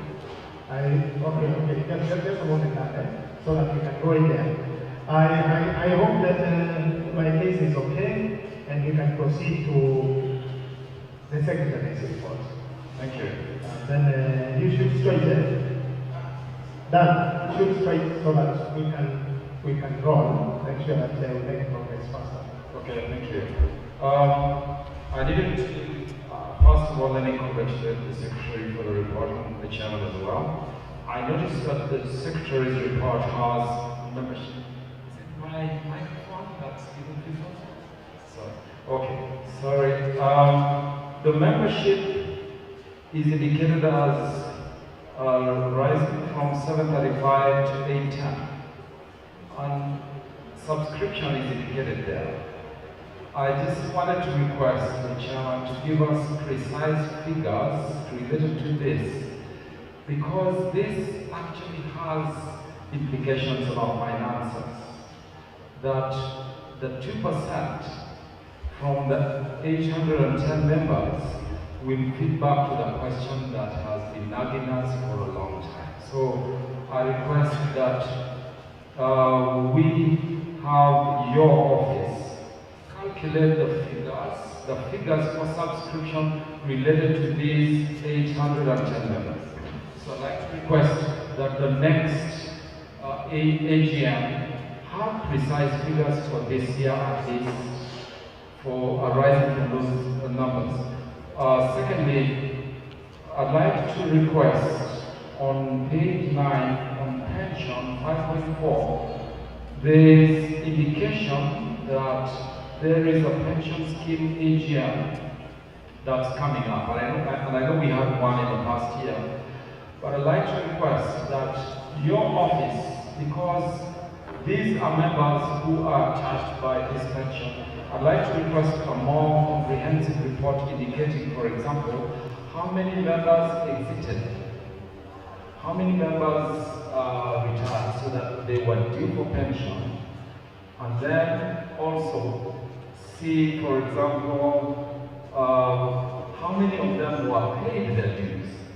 It would be useful for members to know that, and also because you are representatives, to request that the pension scheme provider gives us quarterly reports. I've always asked for quarterly reports, even if you're not reporting it here for the chapter A.G.M. At least we should be assured that the provider gives us quarterly reports, because that's a very important record that helps us keep them on tools, and that helps us obstruct what management is doing. I've seen so many deductions not paid, and pension is very critical for me that we should be getting quarterly reports. Thank you. Very much. Very much. Maybe I know Chapter Secretary will handle the issue of the pension. Members, the issue of how much we are deducted per month, I think, like you have requested, can be done month by month, whether they paid out or they did not, just an indication of what they have deducted from members month by month. I think Treasurer should be able to do that, so that across the year, we know that this is the much that was deducted. Whether it was paid to the National Office account or not, then we indicate. Then number two, the numbers keep fluctuating for reasons that you know and I know. Some of us are exiting, then we have employment, something like that. So from 810, it can be 700 something like that. So the monthly report over the same will be the best, so that we know per month. If one exited, we have 8 or 9. If 2 were added, we have 8, 11, you know, that kind of stuff. And I think that one can be done. Thank you. Then Dr. will take from you, and then you will respond, so that Thank you, Mr. Secretary, for your report. I'd just like to make a few remarks. First, I'll start with this question of membership numbers. I think you owe it to yourself to give us a precise number. There's a financial year that we're dealing with, and we're dealing with the funds for a particular financial year. And there's a point at which you say we have closed the books for this financial year. So it seems to me that even numbers like new staff are coming on board, people are retiring, people are leaving, and there's a lot of staff movement. There can be a date at which you say that the membership of this union on this date, when you did the audited account, that the membership was this number of people. It can be precise. And I think in terms of accounting, in terms of pursuing the issues that we're asking, that position should be adopted so that we know exactly what the membership is. When you say about 720 or about 8, that sounds very vague, and we need to be more precise than that. The second issue I want to raise is just the powerfulness of this university management. You paint a picture of the university management that is so powerful that it does not listen to its own council and it does not listen to the union. What happens in the other universities? Why are the other universities able to instruct the unions, the chapters, the other universities able to instruct compliance when in this particular university there's this uniqueness that says we can't have a DPC finance and this and this? What is it that is happening in those universities that makes those things possible in those universities but not here? I can't understand how somebody can say that a medical scheme, that the whole idea of medical insurance, which is so internationally well known, can be implemented in other places, but not in this one university. Because this one university means that paying for what people are ill, which I'm the beneficiary of, but I don't deny. So paying for what people are ill is better than paying the general medical insurance scheme. So I'm really wondering, why are we showing ourselves in the face of the university? What would give us a bit more power to interact equally with the university management board? On the question of public participation, and what the chairman and the secretary was saying about changing the Education Act and what, that is not necessary. Activists stopped the construction that was going on at the Uhuru Park by going to court and saying there's no public participation. The presidential election of 2017 was thrown out because of the lack of public participation. All that we are asking for in terms of management issues in this university is that there should be a bit more public participation than is happening at the moment. You have mentioned the camera works that are being installed there. Instead of, for instance, paying session lecturers, our session lecturers are suffering desperately. And as an ATL, we keep dealing with people who are telling you by paying the first, and yet that is not the responsibility of the national.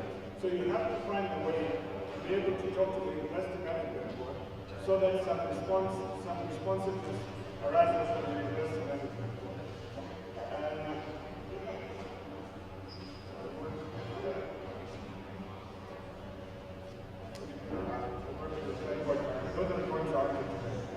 Thank you, thank you. Thank you, Daktari. Chapter 6, please.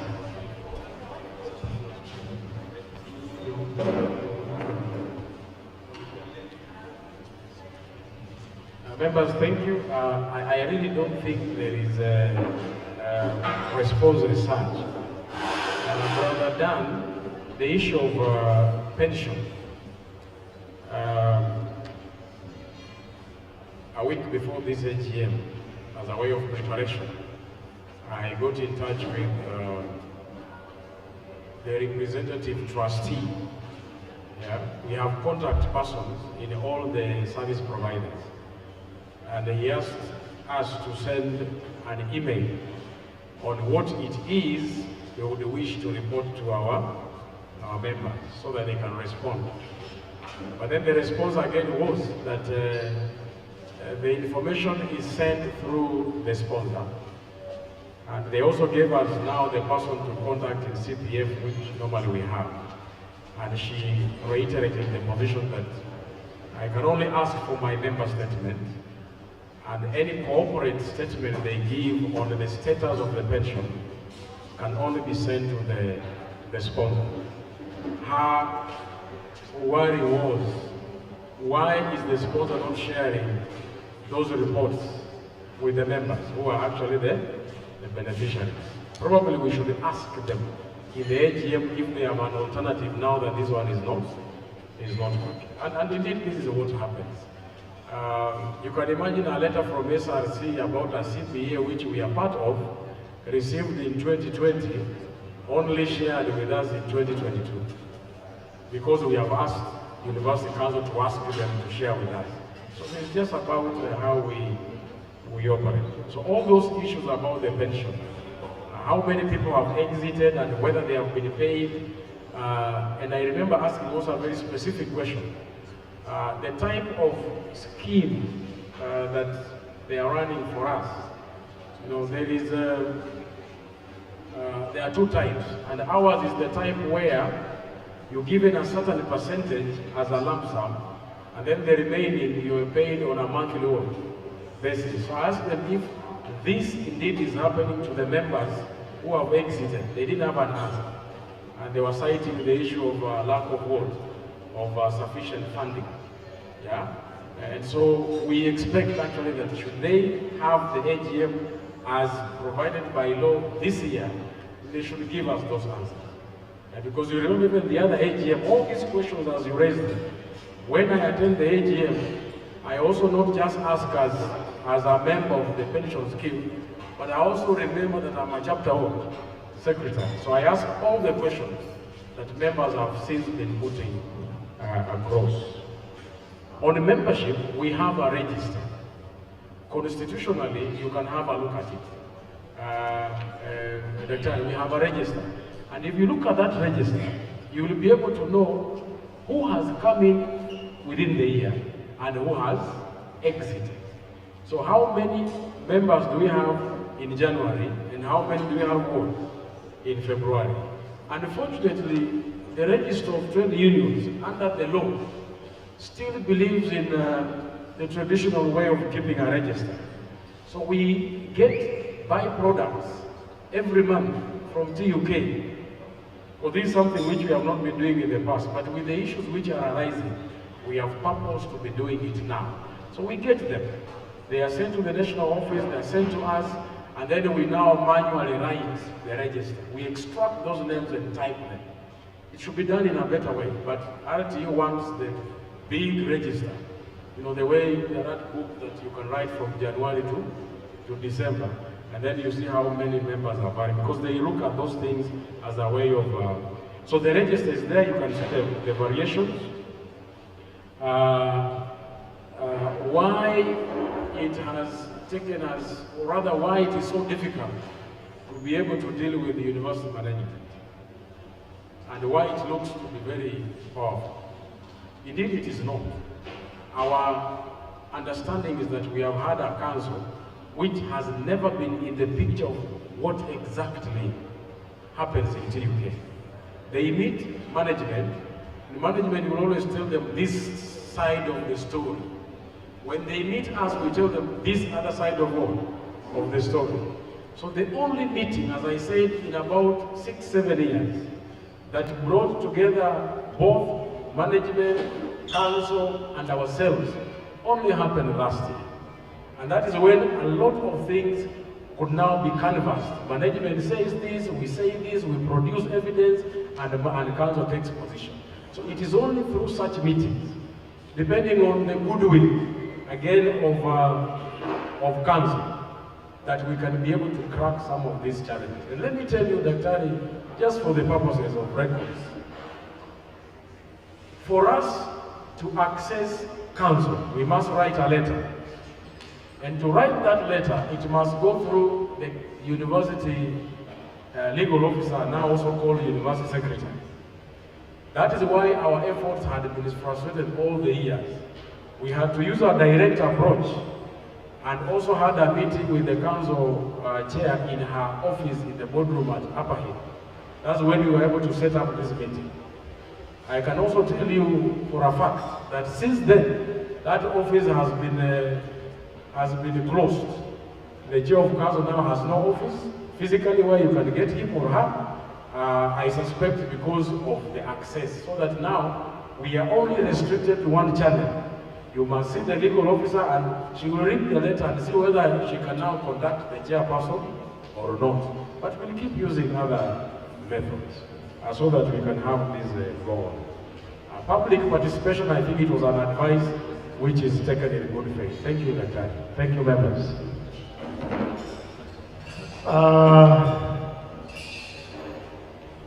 I rise, if you agree,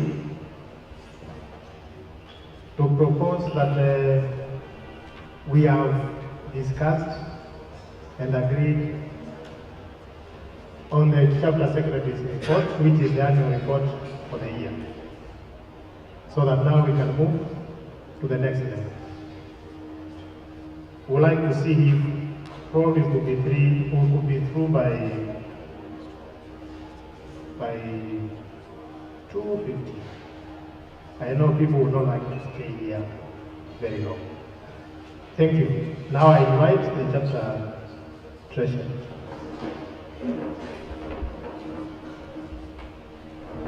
Good afternoon, ladies and gentlemen. Thank you very much for coming for this A.G.M today. So my name is Grace Tere. I want to present the annual report for the year ended 31st December 2021. So I'll just give an overview of how the money was spent. However, we have our national auditor who will explain in detail the details of the different figures, and I want to say that I own every single figure that he will present. So now, the following boardheads consumed substantial amounts of money. We had 2 national delegates conferences last year. Therefore, we had 2, and we had also 2 A.G.Ms. And those 2 A.G.Ms, and one of the A.G.Ms was an election, and one MDC, which is National Delegates Conference, was also an election. So those 2 things consumed a substantial amount of money. Honoraria also had a big share of the money that was spent, committee meetings, and responsibility allowances.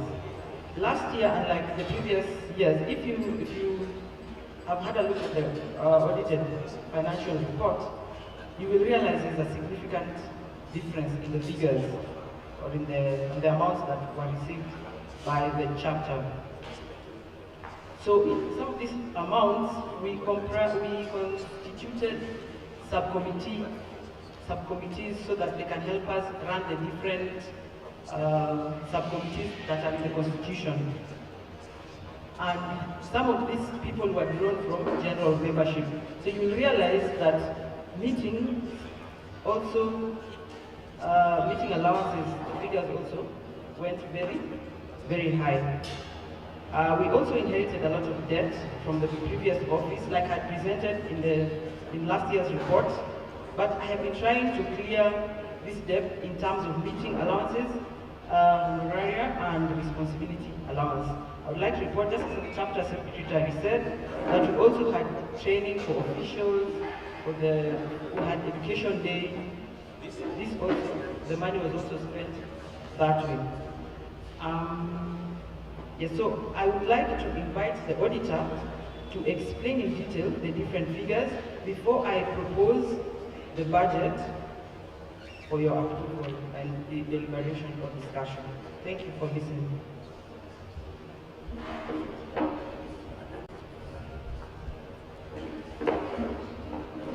Thank you, Chair, Secretary, and officials of Technical University of Kenya. Members, my name is Francis Kerubo from Kerubo and Associates, the auditors. And first of all, is congratulate you for your year 2022 A.G.M, where you receive reports, various reports from various areas, the secretary, the chapter, the treasurer, and even us as the independent auditors. So A.G.M is quite crucial, unless maybe there is something which can present you to attend an A.G.M. I think my work today is very, very brief. Please, members, can we go to page 18 of the booklet? Page 18. Page 18 is just a summary of receipts and payment of your union from 1st January 2021 to 31st December 2021. We move on. That is on page 18. It is page 4 above, but page 18 down, because it has been now incorporated in your various reports. But in our audited financial statements, it's page 4. In our other, okay, read it very, very fast. UASU TUK income statement at that 1st December 2021. Gross income or gross correction during the year was 19.9 million compared to 13.8 million. There were the costs for the year. We have the governance costs, 6.8 million compared to 4.9 million. Administrative costs, which was 1.4 million compared to 794,000.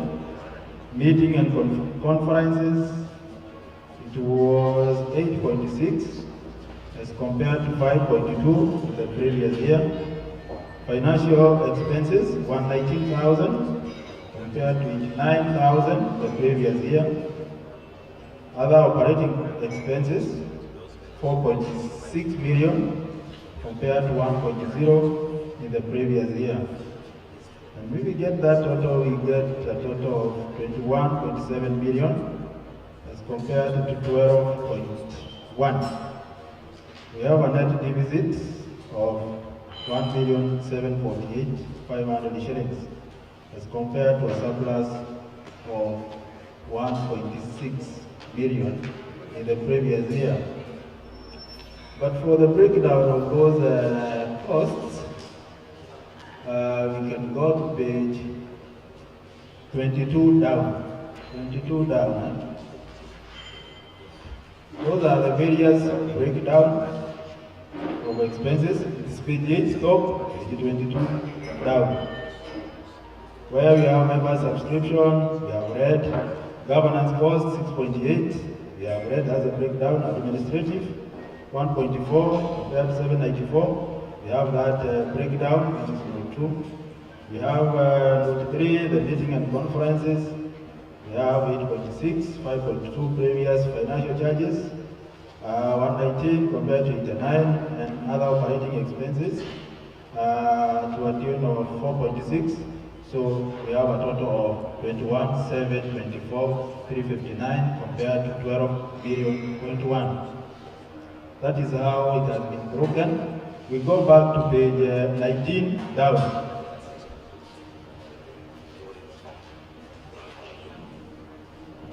Page 19 is the balance sheet, that is the statement of financial position. As at that 1st December 2021. These summaries of assets, fixed assets, current assets, finances, and any liability thereof. And we read. This is the UASU TUK statement of financial position, that 1st December 2021. Fixed assets. These are assets of your office assets, furniture, fittings, and those accessories in your office. And the net book value was 221,938 compared to 246,598. The figure, the difference of about 20 something is the depreciation. We have the net current assets. We have the cash and bank balances, 1,700 compared to 1.7 previous year. Debtors and receivables, nothing was accrued for the year. And we have there 1,700. You add 221, you get the total assets of 223,645 as compared to 1.9 the previous year. Members accumulated funds minus gross 11,355 compared to 1.7, and accrued charges of 235, 225 the previous, already finished. But please, let us go to page 13, down. Page 13, being write-up has nothing to be talked about. The next page, 14 down, nothing much. Page 15 down, name of officials, registered office, Kiruban Associated Auditors, Absa Bank, Hesper Bank. Page 16 down, that's a statement of officials. I'm not going to read the whole of it, but first of all, it states it's a requirement that the management prepare financial statements for each year which reflect a true and fair view of the state of the affairs of the union at the end of each financial year. So it's an obligation by the officials elected to office to do that for each and every financial year. Also down there, the management committee accepts responsibilities for financial statements which have been prepared under appropriate accounting policies. And down there, nothing has come to the attention of the management to indicate that the union will not remain for at least the next 12 months from the date of the statements. We leave page 15 for now. Page 18 we have read.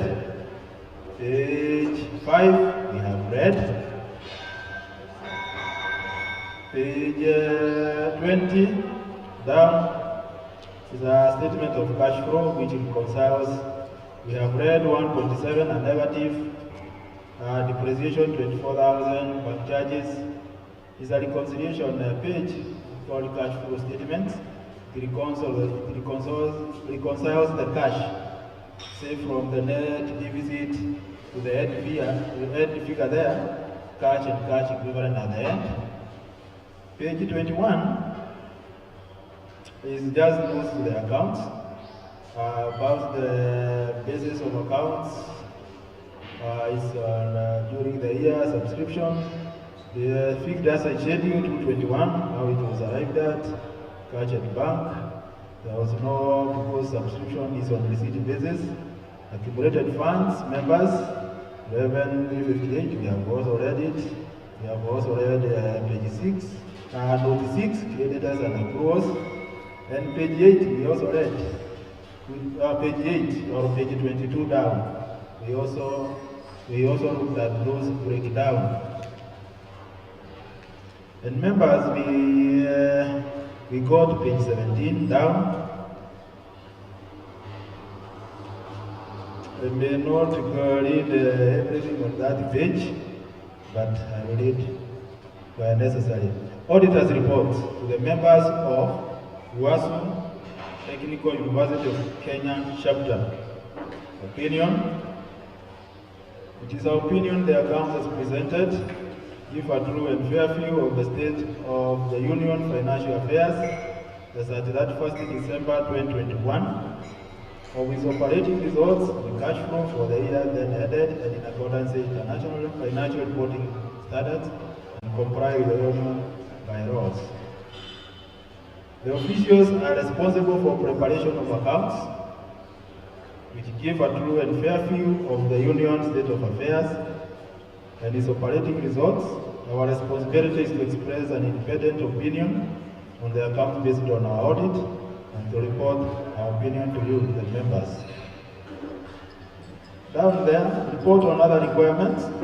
It is a requirement in carrying out our audit. We consider and report to you the following matters and do confirm that we obtained all the information and explanation which, to the best of our knowledge and belief, were necessary for the purpose of our audit.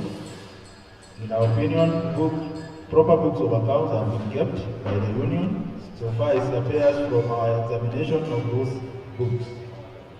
The Union's statement of financial affairs, financial position, and income statement are in agreement with the books of accounts. The engagement partner responsible for the audit, resulting to this independent auditor's report is CPA Francis Kirogo, practicing number 1097, Kirogo and Associates, and signed on 16/11/2022. So members, that is your report for year 2021. That is the January to December 2021. Summary of extracted information from the books of accounts provided by the officials. So thank you, members, for listening to me, and I wish you a wonderful year 2022 A.G.M. Thank you, Mr. Chairman.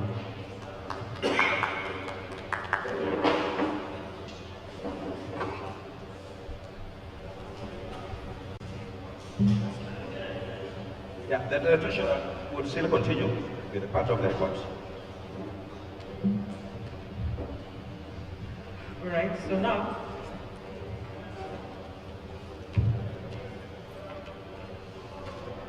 those are the expenses of that year, 2021. So this is our proposed budget for the year 2023. So I wish to propose that we retain most of the figures as they are in the budget. However, we would like to have an additional item on our budget, which is the welfare band. But I want to go to page 23 and begin from the top, just to show you that the figures will remain as they were in the approved budget for 2022. So we will have the training and capacity development still at 1.7 million. The rent figures also will remain at 700,000. So we have introduced telephone and mobile for the sake of the many phone calls that the office does. So this 240 is a figure for the whole year. So if you can divide by 12, it's 20,000 a month. And there are a couple of officials. So we'll reduce the postage charges to 5,000. The photocopying, printing and stationery remains as is at 32,000 shillings. Now, vote head number 6 is called traveling and subsistence. Traveling and subsistence is what we have renamed this year from National Delegates Conference, because NDC is not our affair. So what we do, we facilitate our delegates to go for the conference, and there are 20 delegates annually. So we propose next year's budget to go up by 700,000, one because of cost of living and also other expenses that will be incurred during this season. The legal fees remain the same. Budget number 9 is committee meetings. We have combined all the committee meetings, National Executive Committee meetings, the Executive Committee meetings, Trustees meetings, and subcommittee meetings. All of them have been combined into one budget. Last year, this was what was approved. If you just look at last year's budget and then you add all of them, you will get this figure, 3,050,000. So it has been retained. The A.G.M, we are proposing to spend 900,000. We are hoping to have a better A.G.M next year, even much better than this one. And then we introduced bank and transfer charges because sending money or even withdrawing money usually comes at a cost. Then we will reduce responsibility allowance by 200,000. This figure, I will explain where the 200,000 will be taken in a while. So we introduce publicity just to make sure that everybody is well catered for by all the officials, all the 20 of them. So we introduce a budget known as publicity. Then the office expense costs remain as is. For website and internet, it goes up by 24,000. There was a bit of an oversight while budgeting for this year. There were domain charges which we left out. So this is the actual cost of running the website and paying for the office internet every month. Then we want, for budget number 16, it goes up by 200,000. We want to upgrade our office a little bit. So we want to buy a couple of equipment and some furniture. We want to buy laptops, and tables. And then we propose to hold budget number 16 at 6.1 billion. This 6.1 billion caters for all the 20 delegates. Then budget number 18 is benevolence. Last year we approved 200,000. So this 200,000 that was removed from responsibility allowance, it was taken to the benevolent fund because we have a new development on that matter. I think the chapter secretary will explain. So this 700,000 becomes seed money for this scheme. Then the final thing, which will be the greatest proposal for the following year. So we propose to buy a welfare van for 2.8 million. And this welfare van we will hopefully buy towards the end of the year, because towards the end of the year is where we mostly have money. So that is my proposal or our proposal. So we request that you allow us so that the union can have a welfare van.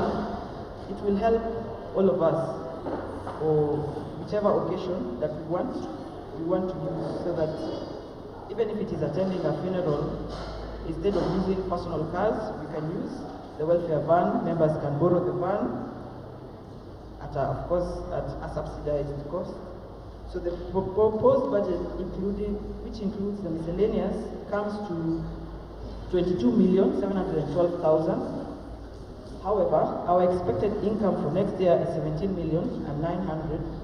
So this deficit, we are hoping to fund it with, because we see that the reconciliation is going on well. So we are hoping to fund it with the arrears that we are owed by TUK. And of course, people's salary will go up next year because of that annual increment that usually happens in July. So that is our proposal for the year 2023.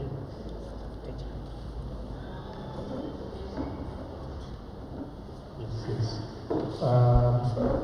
Thank you for those financial reports and statements.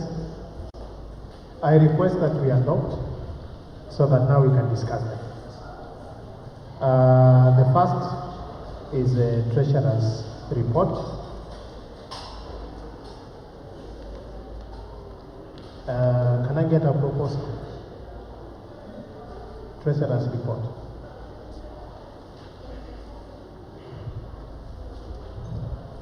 I propose. Your My name name? is Lydia Munduma from the School of Scam, but my proposal is not scam. Thank you, Lydia. A seconder.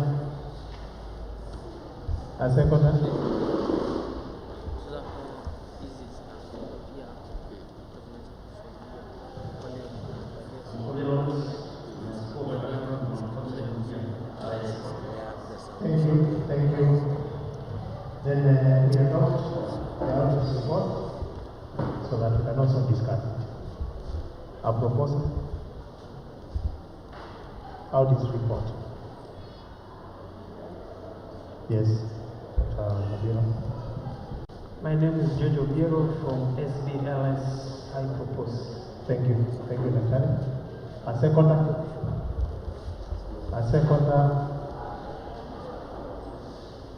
Right at the back.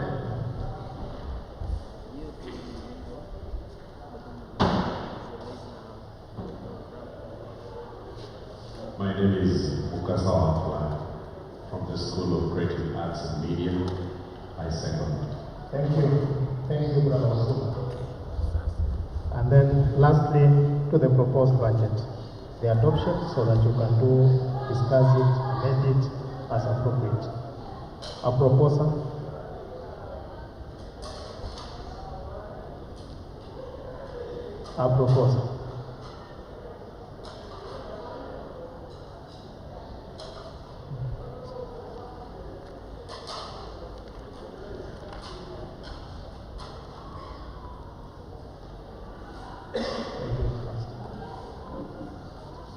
Yes, please. It has been tabled, so get it as your record, so that now you can discuss it, amend it, adjust it the way you want. Thank you. And the second one? A member, yes.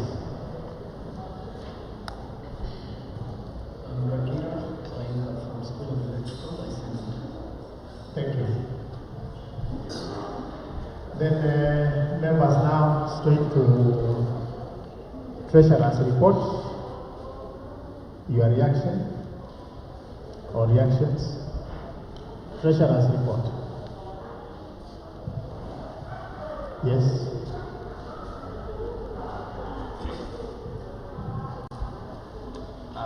Owego, School of Mathematics. We have a report here that is in contention according to the trustees. If we turn to page 25 of this booklet I'm holding, item 4, the trustees insinuate that the report was not generated from accurate reporting. And in item 5, okay, one thing. Yes. I don't know who, my brother, if you want to move that direction, the only fairest way is that we have the audit report. Because now we are discussing, we thought that with the financial one, we will be able to clear just like we cleared the two. I thought that was the direction from the floor, so that now, unless now, if you are tying something to that, probably you will be proposing that we also table the report on. Now, what I mean is that... because now you are taking us where we have not hatujaingia huko, hatujasomewa ama namna. Okay, I believe just give your point. I believe what I'm referring to is what has been presented by the auditor, and in item 4. And I want to paraphrase. We observed there were gaps in keeping the books of accounts to support generation of accurate reporting. Number 5, that item 5, page 25. Having considered how the auditor conducts his business, I believe the auditor's business is conducted through reporting. It's the output that we are interested in. Having considered how the auditor conducts his business, we have reservations, and we are of the opinion that in the interest of the members, the services of the current auditor, we discontinue. That's where I want clarification. No, okay, I get your point. Yeah, now I get it.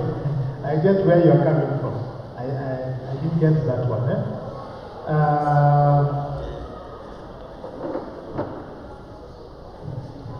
I don't know.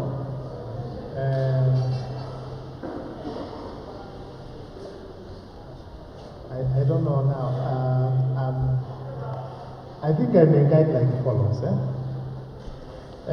Yes, the valid question is talking about a recommendation from a report that has not been tabled before you.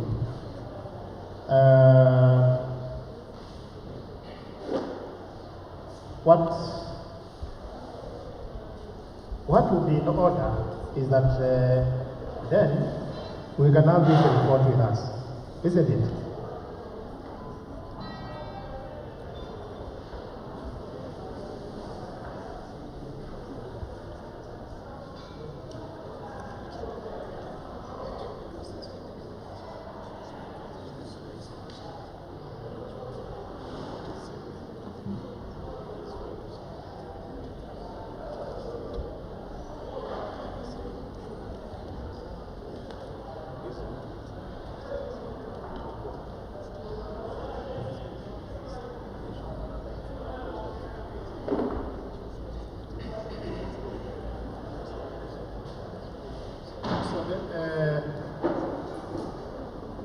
It was good to consult. I am one of the trustees here, but what is coming out is that what they are saying is not barring us from looking at the audit report. What they are saying here, because they are giving an opinion, what they are saying here does not bar us from discussing that report. If I got you right, so that we can make progress.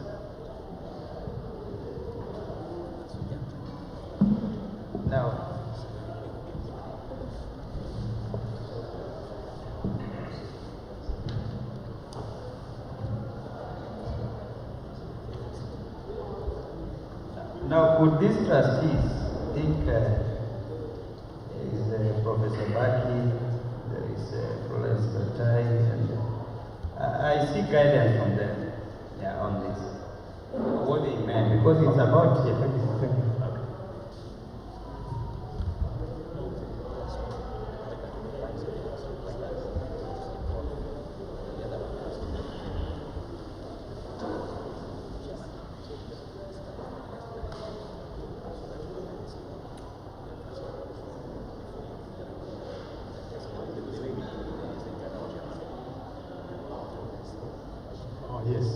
So then I think what we can do, because now you have gone into their report, when they are not tabled the report, as they clarify, and as they will clarify, I think the best idea is let them now table their report, so that everything is before us, we adopt their report also, and then now we can come to all the other reports.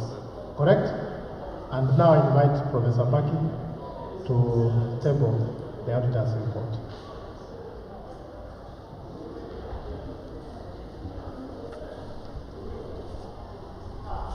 Trustees report, sorry. Trustees.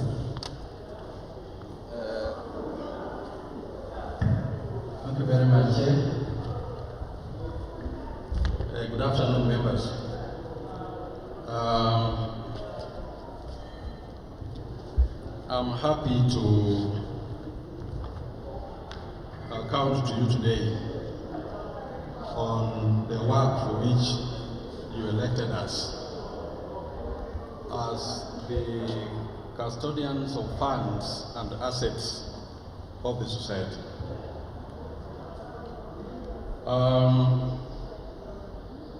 For the year that was, the year 2021,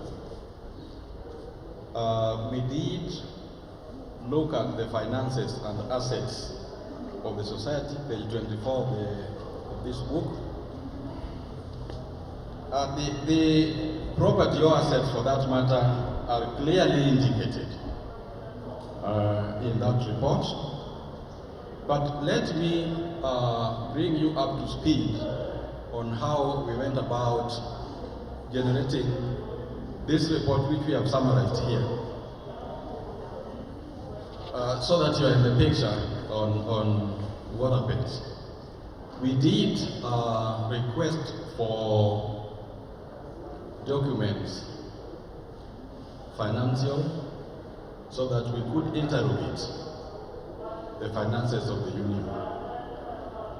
And to that extent, we looked at what was approved for that particular year, and then what was eventually spent as reported by the auditor and so forth. Usually our starting point is to look at how much money came in, and for which we look at the bank statements. And we also request for a book of accounts so that we could see how this money was spent and on what items. So that on the basis of that, we are not auditors, but we would be in a position to corroborate what then appears in the auditor's report. I can report to you that the bank statements that we were provided with were not certified. Whether that was an omission or a commission, I don't know. And I want to believe that it is the same that the auditor used to write this report. In the union, there are no books of accounts. You cannot tell how much money is owed and to who for the years that are gone by. And so even when we want to say we have liabilities, to who and on how much, what items, what did we spend on, we couldn't verify that. And we also noticed that a number of vote heads are duplicated. Several vote heads kind of doing this, more or less one of the same thing. When many of you meet me here in the Senate Staff Command, you say I'm eating because I get a monthly honorarium from the union. That is not the case. And all these members you elected can attest to this. Yet, in this report generated by our auditor, we have seen figures there, and I think the same figures are being recommended for 2023. We have no records on all of these things. So I would be interested to hear from the auditor on what basis and on what documents he generated this report. Because they don't exist. There is nowhere where you will find that I was paid honorarium for this month and I have signed for it. Or for this meeting, which took place on this date, here are the minutes. These are the people who attended, they have been paid and they have signed. There are no such things. So when the auditor comes here and approves that things are okay, on page 17, I think these things are, you may read a statement there, the recommendations of the auditor. The approved budget is not presented, so you may not know. But if we say, for example, 350,000 was spent on legal fees, there were no legal issues in that year. That money is captured as well spent. So, what are we talking about? Was the auditor given documents showing that this law firm pursued this case, whether the case is still going on or not, and these are the legal fees paid, the receipts are here. If he was given, perhaps ourselves we didn't get access. And so are the many things. You would also see things like benevolent fund, which I believe we are establishing this year now. Yet funds were spent on these things. I don't know. There may be members here who are bereaved, who are paid money and told this is from UASU. You may then help us, because ourselves, there are no records to show how this was done.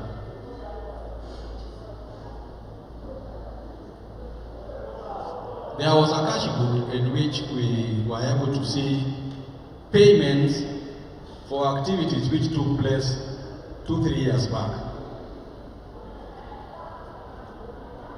And yet, there are no records to show that people are owed money and for which union duties were this happening. This was the genesis of our recommendation that, in our opinion, this audit firm is not doing us any good. And I'm going to be frank with you.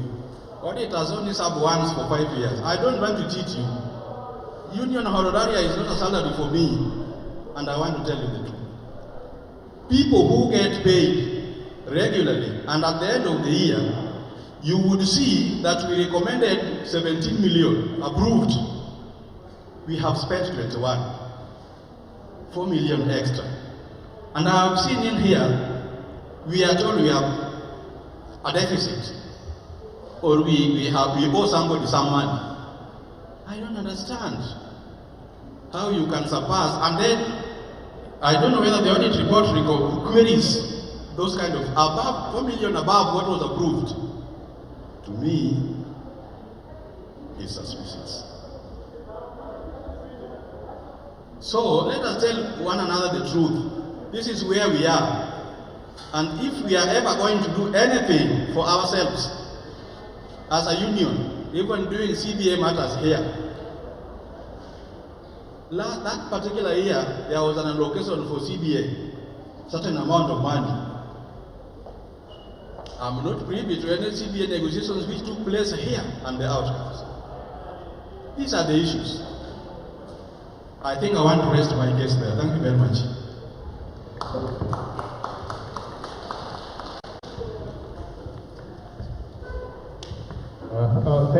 Thank you for that report. Then,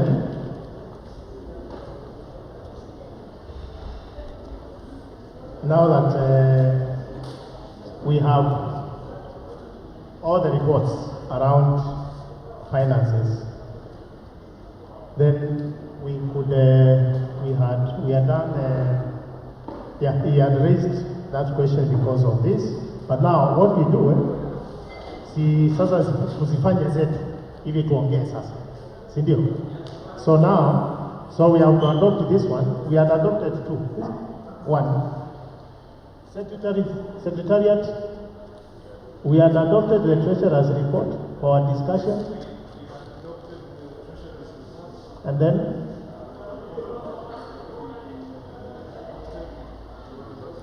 auditors report, trustees. Then I need a proposal. I will give you the first chance.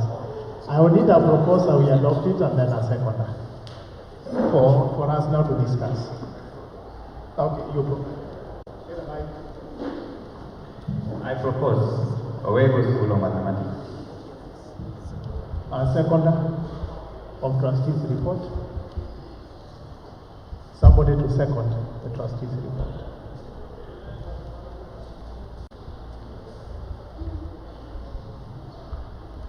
I second. Thank you both. Okay, now then, we have the three reports.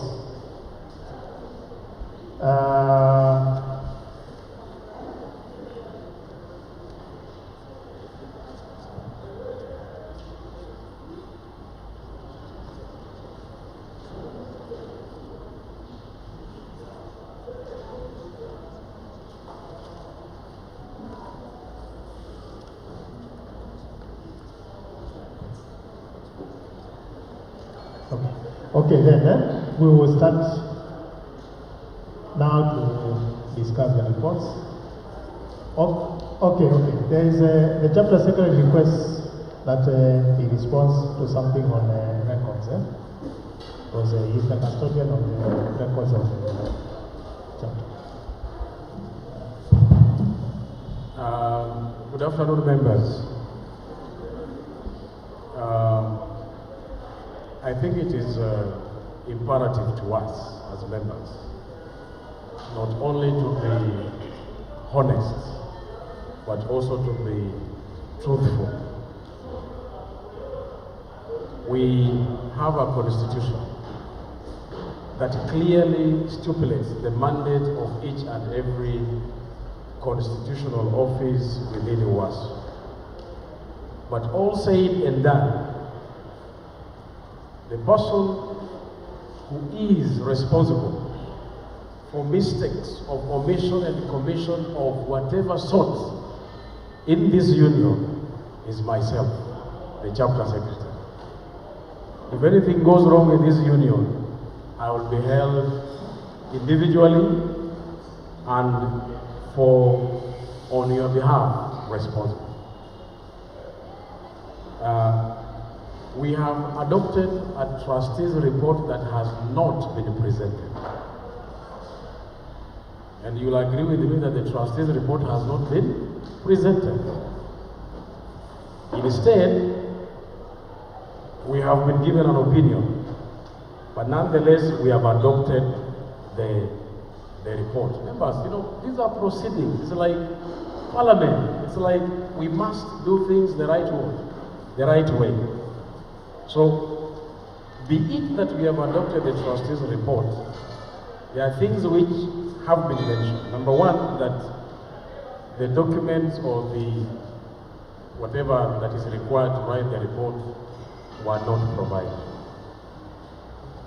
But if you read this report, and you have it, signed by the three trustees, unless the trustees tell us that this report somebody signed for them. If you read the report on financial review, you will get that the story is different from what you're being told. Read it, it is there. These are things which are really open to us.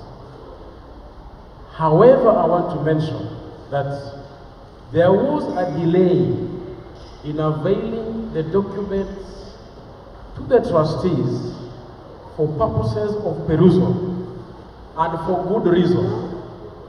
Reason number one is that the documents given to the auditor are the same documents that should be given to the trustee, so that you don't give one document to the trustee and another to the auditor. Are we together? It has to be the same one, the same document. One bank statement, and they must confirm themselves that indeed this statement has been seen by the auditor. The same voucher books, the same register, and other documents that are required by law to be provided to the trustees. You don't give different documents to the different functionalities. On the 17th of this month at 10 a.m., the Register of Trade Unions had requested for our books. They were picked that morning from the auditor by the treasurer and taken to the Register of Trade Unions. The Register of Trade Unions, if they require the books by 10 and you do not supply them by 10, it raises a red flag. And the Register of Trade Unions just wants to see whether you are doing things right in terms of keeping records at the chapter, whether it is finance or on membership.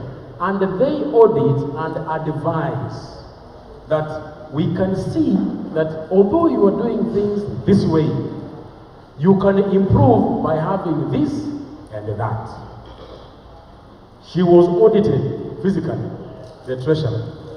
And when the books came from the Register of Trade Unions, immediately they were given to the trustees.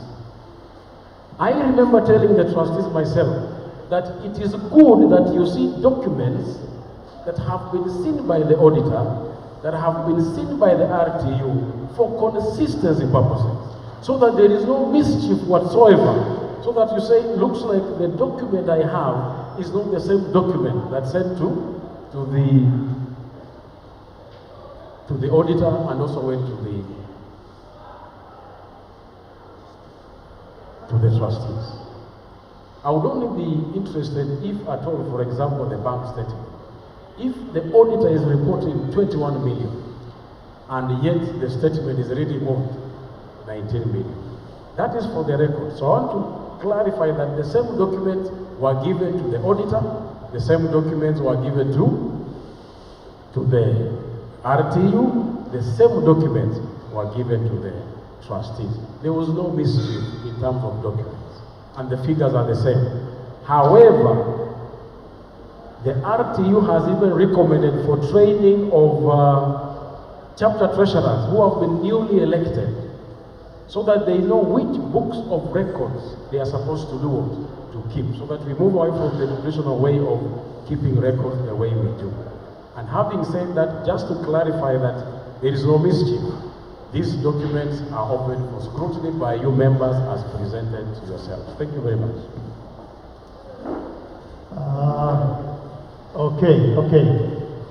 Now with that clarification, I will start with my brother behind you, Daktari. Yeah? Oh. Okay. Thank you, Chapter Secretary, for the clarification. But colleagues, in life, there is a moral law and a man-made law. When there is contention, I choose the moral law. I don't know, but are the trustees eligible to honorarium? Because if he's saying that he has not received any yet, it's one of our voters, then I wonder where that one came from. Forget about the books now, but how are they receiving that? Just for the sake of clarity, because it is in the voters.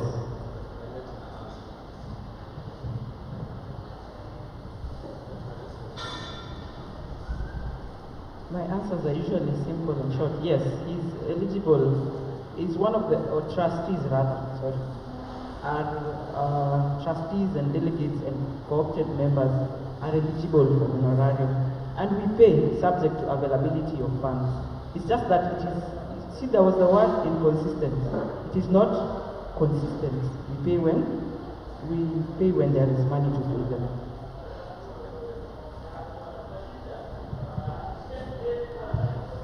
Thank you, Chair. I think we came for an A.G.M, and I'm not particularly happy when this chapter secretary stands up to start defraying the presentation that has been given. I would rather that you give us the chance to interrogate the reports. You are portraying a picture that something is not right when you do that. And I think it is unnecessary. You allow us to go direct into asking our questions. And we will get the understanding there. Because we can read and we can also think out of what we read.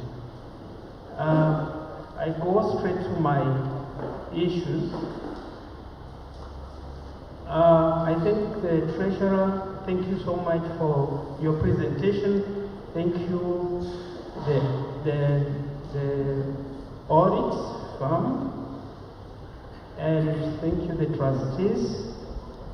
I start with the trustees. I would rather that you either affirm or you contradict the statements that you have in this report, in as much as the Secretary says that the report has not been presented. It is here. On the financial review, actually, you state that the chapter has an account with the ABSA Bank and the signatories. The necessary documents such as bank statements, books of accounts, and relevant reports were availed for perusal and report writing. The chapter accounts have been audited as required by the UASU Constitution by Kirugu and Associates. Then you go ahead and give a recommendation that you observed gaps in keeping the books of accounts. And then you also say that having considered how the auditor conducts his business, you have reservations and you recommend that his services be discontinued. In your verbal presentation, you categorically say that you did not have access. The records, maybe what you were given did not have the details, and that raises questions. Maybe you can address that. Then there is a table down here that I see the property. There's a laptop whose status is unknown. There is a printer whose status is unknown. Maybe you should have clarified that. The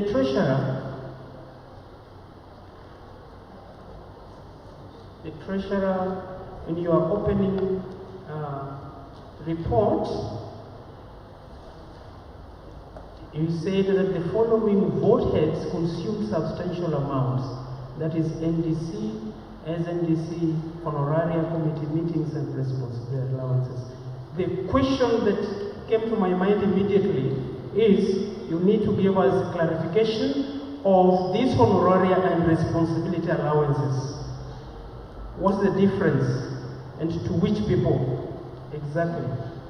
Is that not a duplication of expenditures? To our audit, Kirugu and Associates, I remember attending the last A.G.M, and I can say for sure that the exact complaints that we raised in the previous A.G.M is the exact thing that you have done today. I'm seriously disappointed in you because maybe it is only us whose minds and thinking is like a library. This issue of taking us back and forth, we cannot verify anything. We raised it last time, you repeat it now again.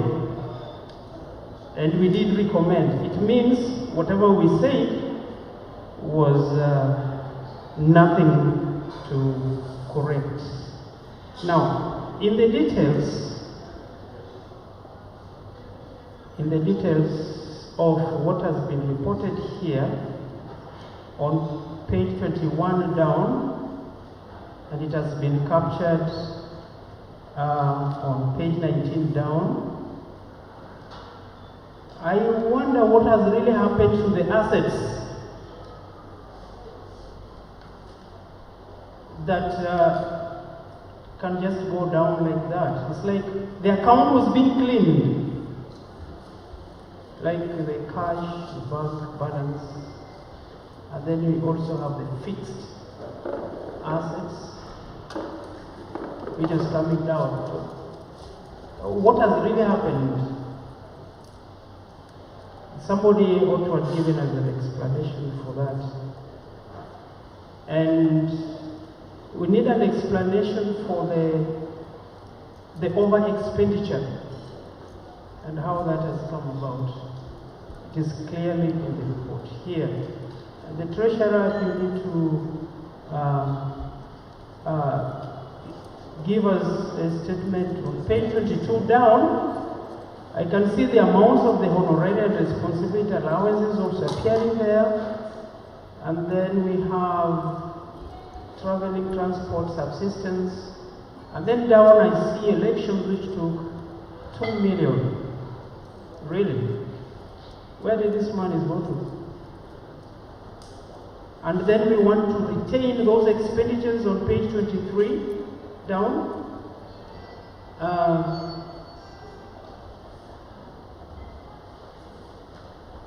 I'm not really convinced, apart from the welfare van that you've introduced here, the increments that I've seen. Yeah. On the miscellaneous, where did this money go to? What is this miscellaneous exactly? Because most of the items are actually outlined here, things that should be miscellaneous. What exactly is this miscellaneous that is taking this 900,000? Thank you. I think what we may need is a response to my brother there and a response to my brother here at Atari. But what I may need to inform members here is that it is erroneous to report the laptop as unknown. The laptop is here with us. I don't know where that information of unknown came from. You raised that, and since I'm the one who has the laptop, I don't know why it is on record as unknown. I don't understand that. It is there. Laptop is there. Okay. The printer is there. I don't know why it is recorded as unknown. I don't know. But then, let's do this. Let us, I think, Treasurer, you picked your questions. You picked your questions, and then you can respond. And the auditor also can respond. I'll respond to some of them. I'll start with the last one, which is miscellaneous. It's usually a percentage of the total amount of money expected to spend.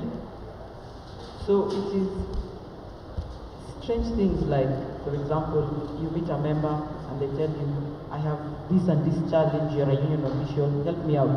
It is a miscellaneous expense. Alright? Then I go back to page 12, where you ask what's the difference between honoraria and responsibility allowance. Honoraria is, I don't want to call it salary, because the union does not pay salary, because people are not in them. It's a token of appreciation which is given to the people who have been elected and are in office. And responsibility allowance is for the different duties people do. For example, if people are planning for an A.G.M, I mean, there are so many other things besides attending this A.G.M that they will do. They will go and buy the water, they will walk around looking for a venue and something like that. Or they will go to our SRC to sit down and have a meeting, and many other different responsibilities. So it's not a duplication, as you say. Did I miss something?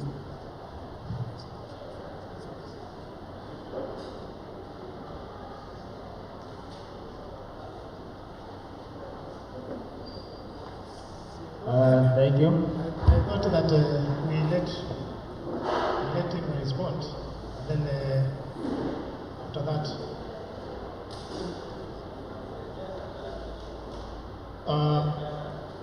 from the treasurer. On what?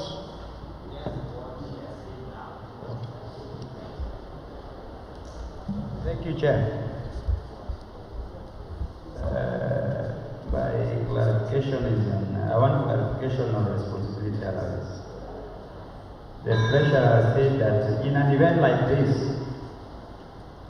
when we have officials, or elected officials, going around with bottles of water, and in a year, giving us bottles of water in a year, it's 1.3 million. Sure, then this thing, you should also employ me. Yeah. So that I do it part time. Let me say something. Let us take our situation as lecturers here. What happens to you when you take students to Mombasa? My brother, it's not like that, bwana. Sio mambo ya maji hapa. When you take students to Mombasa, this is what it is. So let us not even take it away from what we know. Please, it is like this. When you send these officials to go and meet SRC, the question is, can they get a token of a sitting allowance? Kwa sababu wameenda huko, wamekaa na wameongea mambo yenu. Wakati wanakutana mikutano yao, hii ni kawaida ya kazi bwana. Wakati wanakutana mikutano yao, si wanapata sitting allowance. Sasa nao maji hapana. Unless you want to look at it from the other side bwana. Nafikiri iko sawa. Sio maji, lakini tukubaliane kama mmemtuma kwa pension scheme na amekutana na hao watu wa pension. Sio ndio, that is what we are calling responsibility. Umeridhika? Sawa, asante. Asante. Auditor, please. Thank you. There are some few questions which I maybe need to address. Now, the books. Actually, first I start with the books. The books provided to us, we had payment vouchers, which is one of our main concern. The moment you don't have a payment voucher, we are not able to do anything. So we had two books of payment vouchers. We also insist on bank statements. If there is no bank statement or if there is a gap, we insist, we want to see those bank statements. We also need a cash book. Let me say this. I have a list how we received those books. Two payment vouchers books, the bank statements for the whole year, actually starting 2010, December to February 15th, 2022. So it was covering the whole period. We also had a cash book. Those information. Now, from there, we extract a financial figures and we do our allocation. Okay, in chapters where we have treasurers who are not accountants, we do assist in now go and do this, go and do that, go and do this allocation of these payments. In chapters where we have accountants who are accountants, we get up to the balance sheet.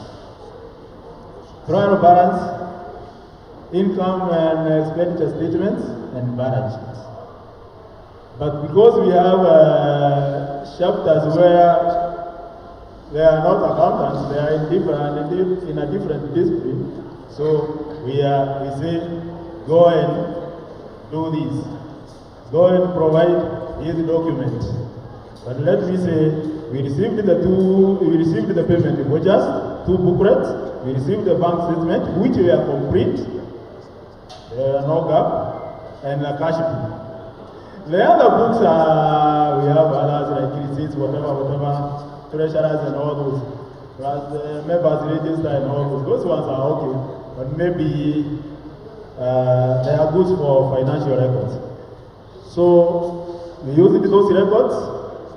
We had to ask the treasurer, give us the details of all these payments, which are in the cash, in the payment vouchers, as well as the bank statements, as well as in the check payments. So to us, we did our work, and you know, we read in our report that it is the responsibility of the management to prepare proper books of accounts, properly kept, internal controls, disciplines in payment, and all that. So, but you see now, when you go direct and say auditor, now it is maybe something different. So that one. We also have the okay. Somebody mentioned about the complaints last year. It's the same one we have here. But now I can't remember the complaints which we had in last year's meeting, as well as this one. So maybe I cannot be able to say there were these complaints in last year's A.G.M. about the auditor, and the same which has come up in your today's A.G.M. The other thing I need to add is the fixed assets. Actually, you see, the cost were that much. The cost were 400 and something or 500, but they have depreciated over the years to a tune of 200,000. We can see the cost there, up there, and the net book value down there, which is 221. But the cost was 409. What was in your office, but now it has depreciated by about almost half. It has depreciated over the years at the required rate of 12.5%. I think the other area is on the expenditure. Maybe I may not talk about it so much on about the expenditure. Okay. The budget presented here, I don't know what you approved in 2021, but I can see the budget which is here reads 2022 as compared to 2023. But now 2022 as well as 2023. But now the figures for 2021, I don't want to comment on 2022. We don't have those books. Maybe they will be audited sometime next year.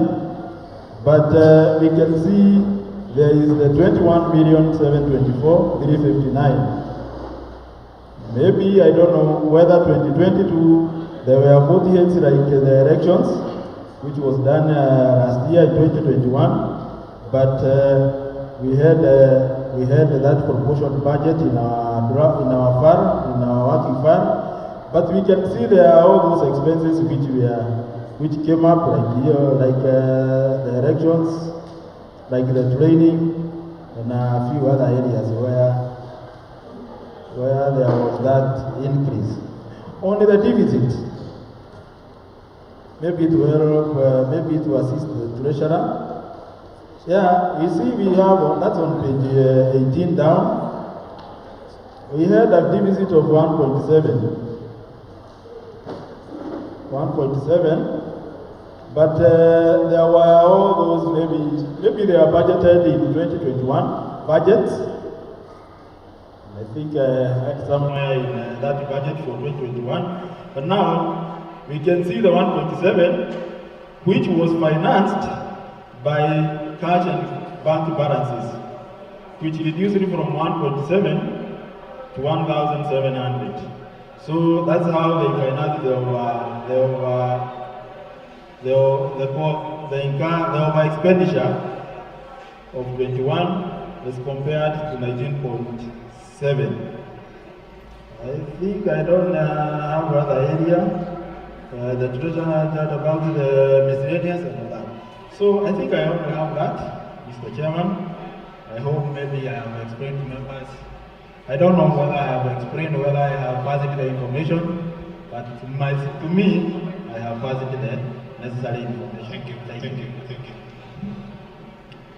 Maybe the only thing that I need to inform members is that the Constitution of UASU is very clear on the appointment of an auditor.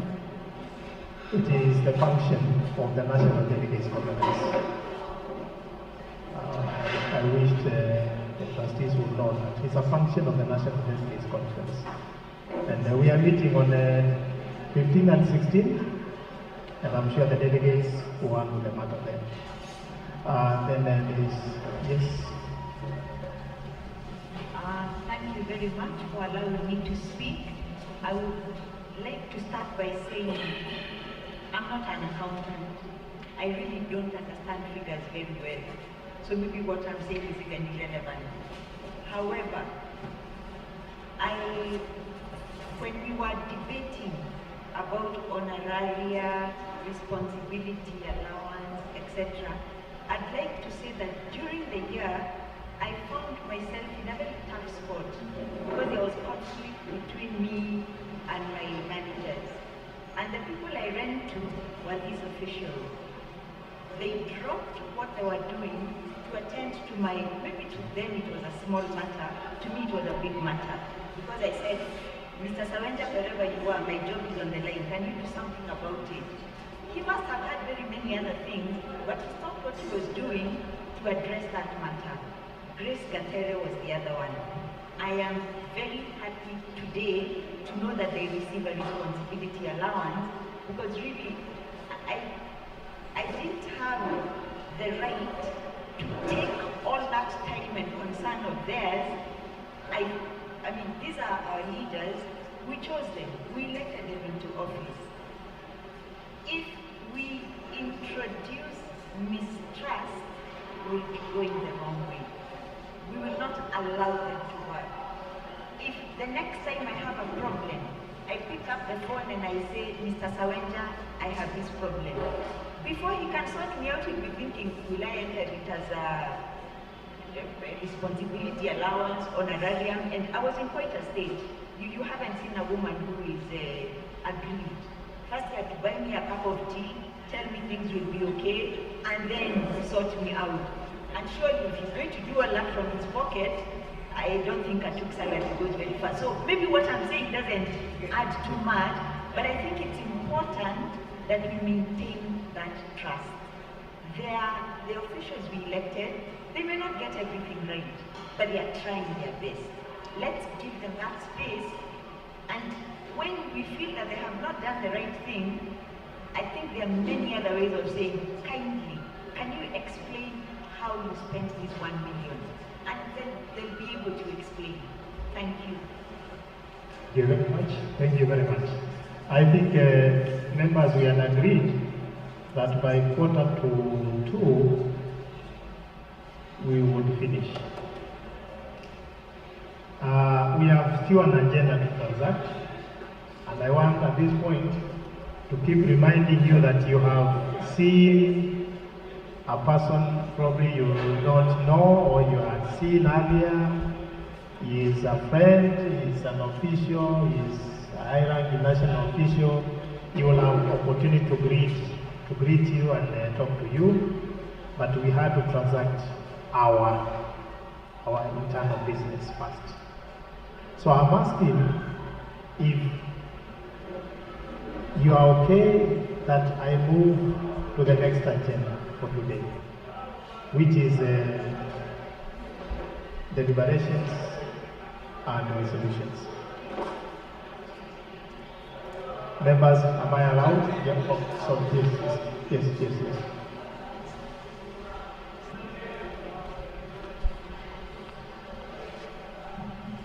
I think we thank you very much for the opportunity again. Before we move to the next agenda item, I suppose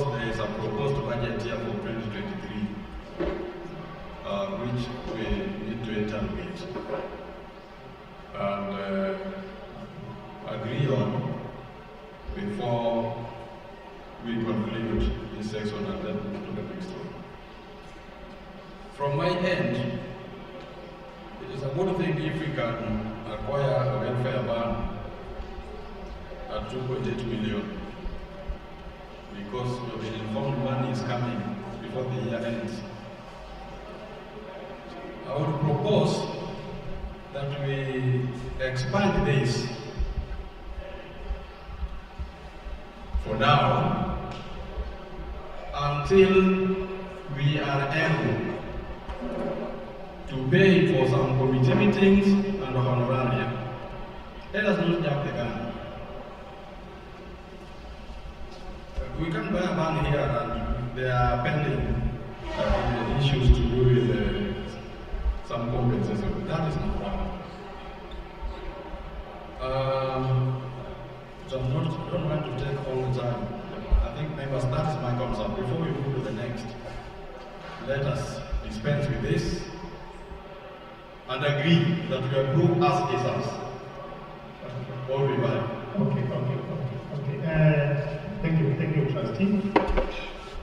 Members, what I can say is this. I am a living example of someone who, if I were to give this chapter a fee note of the same fast, what she is saying and what then others will attest to you. Tunang'ang'ana na watu hapa wajifuta mpaka wanarudi kazi, na unaenda nyumbani kama umechelewa na una fare na unang'ang'ana tu. The issues of TUK not paying MTSC, not paying the union, not paying NHF are not alien to us. My point is this. To the officials.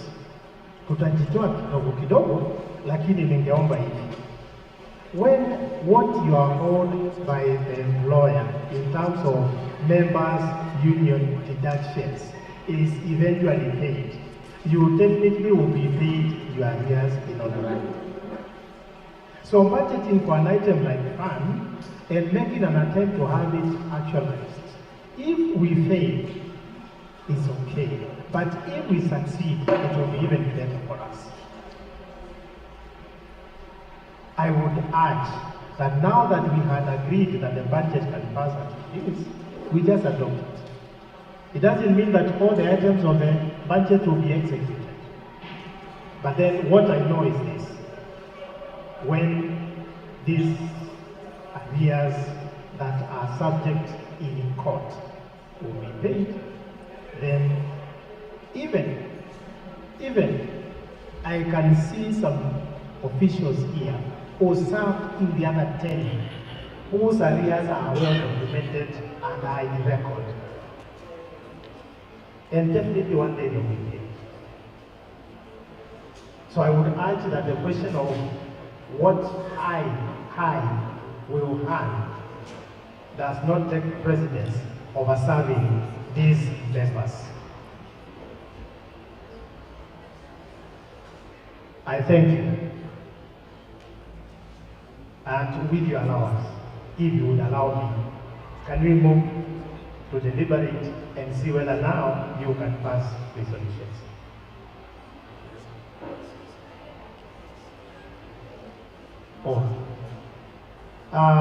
But then,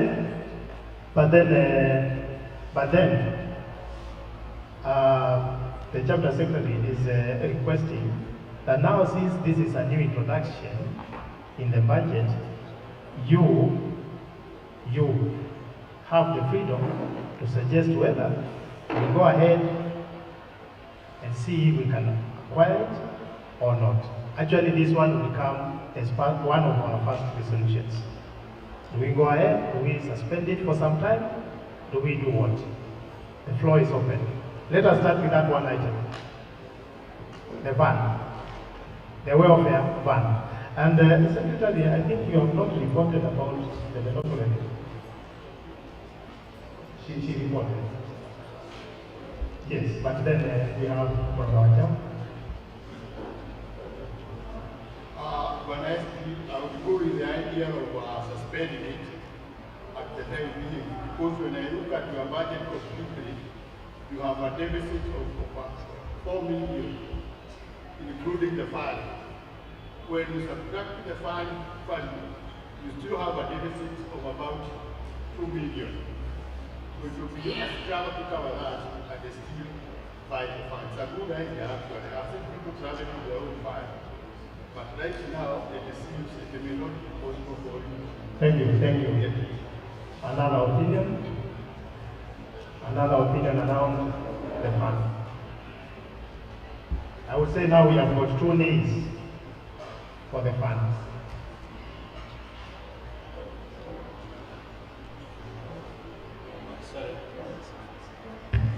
Hello, good afternoon. I want to make a suggestion. Now that we have some pending areas, and that is for next year.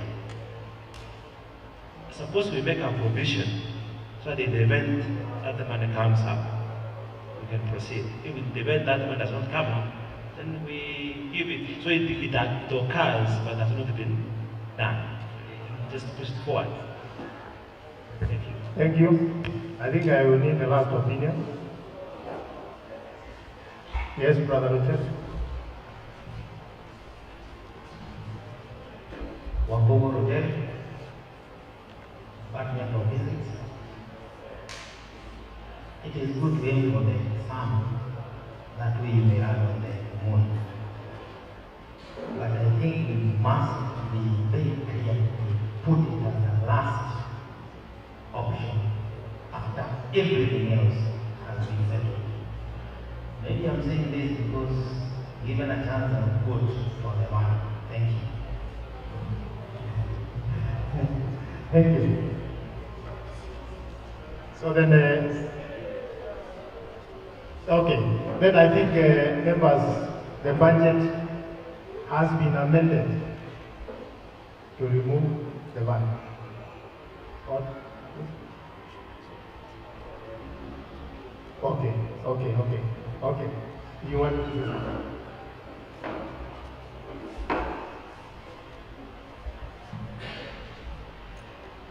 I would vote for the ban. Yeah, because as members, this is the only way when we benefit directly. Maybe when one of us has a problem and we are told to fill the ban, it's cost effective to the members. From a member's perspective, I think it's a good thing. Thank you. Then, members, then, let's do this. We will resolve this as we resolve another item. Now, thank you. You're on the ban again. Okay, please, give your voice, and then that will be the last. Yes, I think I will be wishing for the ban. Looking at the assets, if you look at the assets, there is a reduction from, was it 246?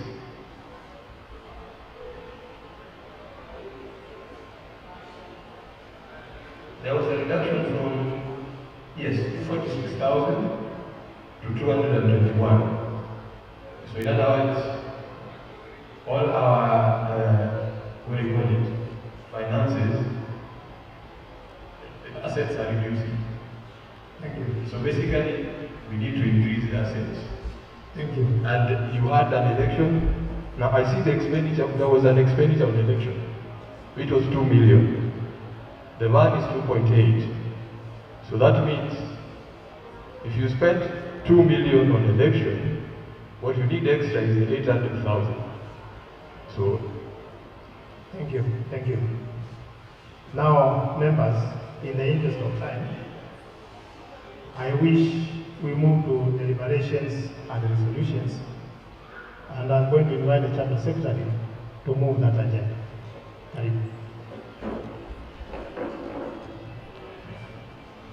Members, good afternoon once again. We indeed have been deliberating in the sense that for every report, we have had time to deliberate on the matters in the report. So essentially what we are going to do now is to make resolutions, which usually I guide. The issues we have deliberated on are many. We've even taken positions. But I have identified 2 items that we are going to make a resolution on. And one of them basically encompasses all the items. As a chapter, we have a myriad of issues. We have taken many approaches to solve these issues, including meeting council and the UMB and picketing and all sorts of things. But there's one thing as a chapter we have not done. We have never gone on war, on strike. And this is not about timing. It is just a culmination of where we have come from and where we have reached. The responsibility of calling a strike nationally and at the chapter in our constitution is that of the National Secretary General.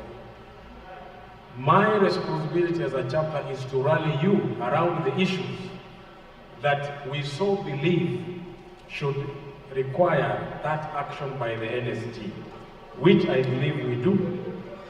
And so that will be our first among the 2 resolutions that we are going to make. So that subsequent from this AGM, I should inform the NSG that we have met the resolution and we are ready to go on strike. Whether it is about the term system, FTSC, medical, pension, promotions, whatever it is, that is an injustice in the world of labor on us, we can put all those things together and go for a major industrial action. That is number 1.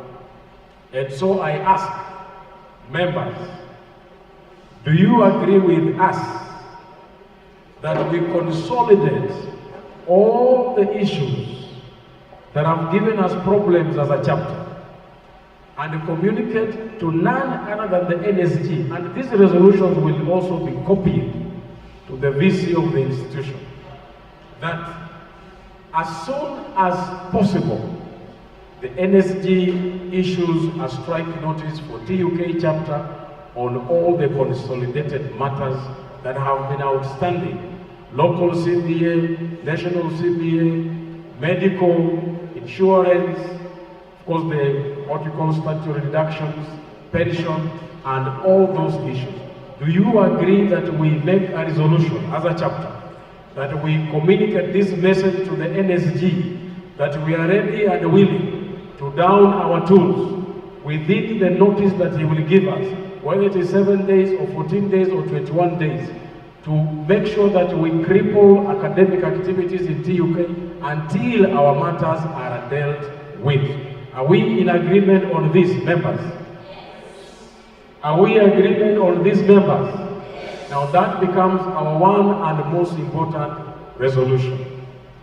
Resolution number 2 is on this issue of staff welfare fund. I'll give you a background so that you make a resolution. The discussion has been long. The process has been long. We had a constitution that people looked at. From the interim committee to a constitution that we went back and forth. And finally, about 3 weeks ago, we made formal application to register the UASU TUK academic staff welfare, which we are only waiting for the prompt from the Register of Societies to print the certificate. It is a progress. It is the same reason why we have provided for 700,000 shillings. And it will give me great pleasure to hand over a check of 700,000 shillings even when we have not paid rent, so that we start off the welfare and have members do what? Register. So because of that, we are also thinking that because the issue of 2.8 in the budget is a bit controversial, maybe first we resolve that we make what? We buy what? we buy a welfare van upon full registration and upon members registering in the welfare. When we are done with this, then we can budget for buying of the van. So maybe we start with the resolution before we go to the vote, to the budgeting. I don't know whether you are in agreement with me that first we resolve and then we do what? We budget. Or if you feel that we resolve and budget at the same time, we can as well do that. So members, I want you to first make a resolution that it is indeed important that we buy a welfare van for purposes of supporting ourselves whenever we have welfare issues as a chapter. Are we in agreement, members? Can that be our resolution? Can that be our resolution, that we resolve as a chapter to buy a welfare van? As a rider to that, thank you very much. Do we then proceed and budget for it within the budget for next year, or we budget for it in 2024? Do we budget for it in 2023 or we budget for it in 2024? We budget for it in 2023. How many say 2023? How many say 2024? The 2023 happened. We resolved to buy it in the budget of 2023. Ladies and gentlemen, those are the two most important resolutions we wanted to make. And I want to thank you very much as I return the mic to the chair. Thank you very much. Thank you very much. Members,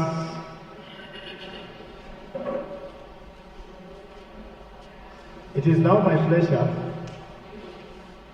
to introduce to you a special guest and a friend and a comrade, the National Trustee,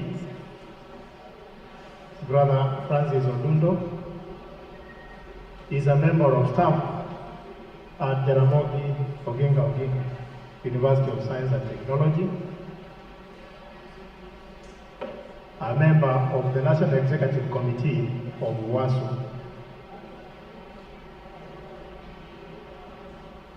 To greet you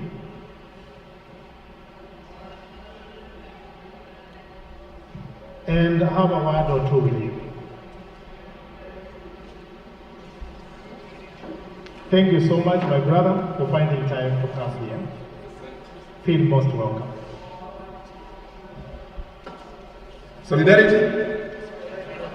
Solidarity. When you don't sound tough, like a union, is it? I'm very happy to be here as a friend of TUK, Amicus TUK. And I'm a lecturer at JUS in Bondo. I came in the morning to attend this function because I'm a friend also of Jacob Musembi. I'm a national trustee and he's the national deputy secretary. So it's my boss in the office and we work very closely. I am happy that I've noted that trustees here are very independent. They're very independent. They can give the independent reports and the executive is listening, and that is very commendable. I want to tell you that being in the union as an official is not a walk in the park. And that's why I agree that let us give a token of appreciation, it's not a salary, to our officials. At JUST, I'm one person who has been sacked 3 times.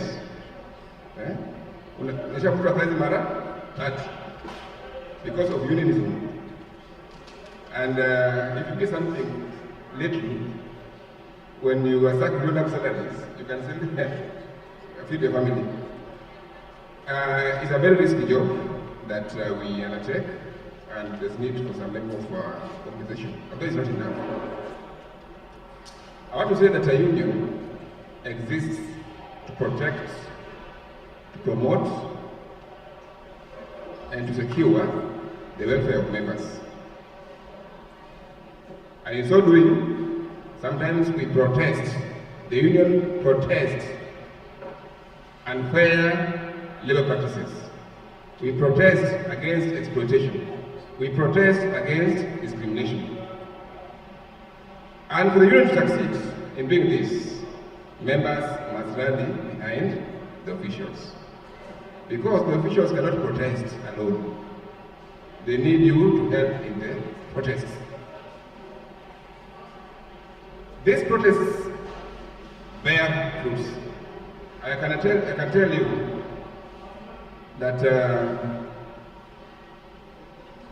I've heard you are talking about medical cover.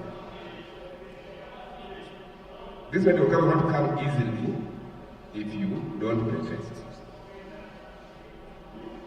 At Just,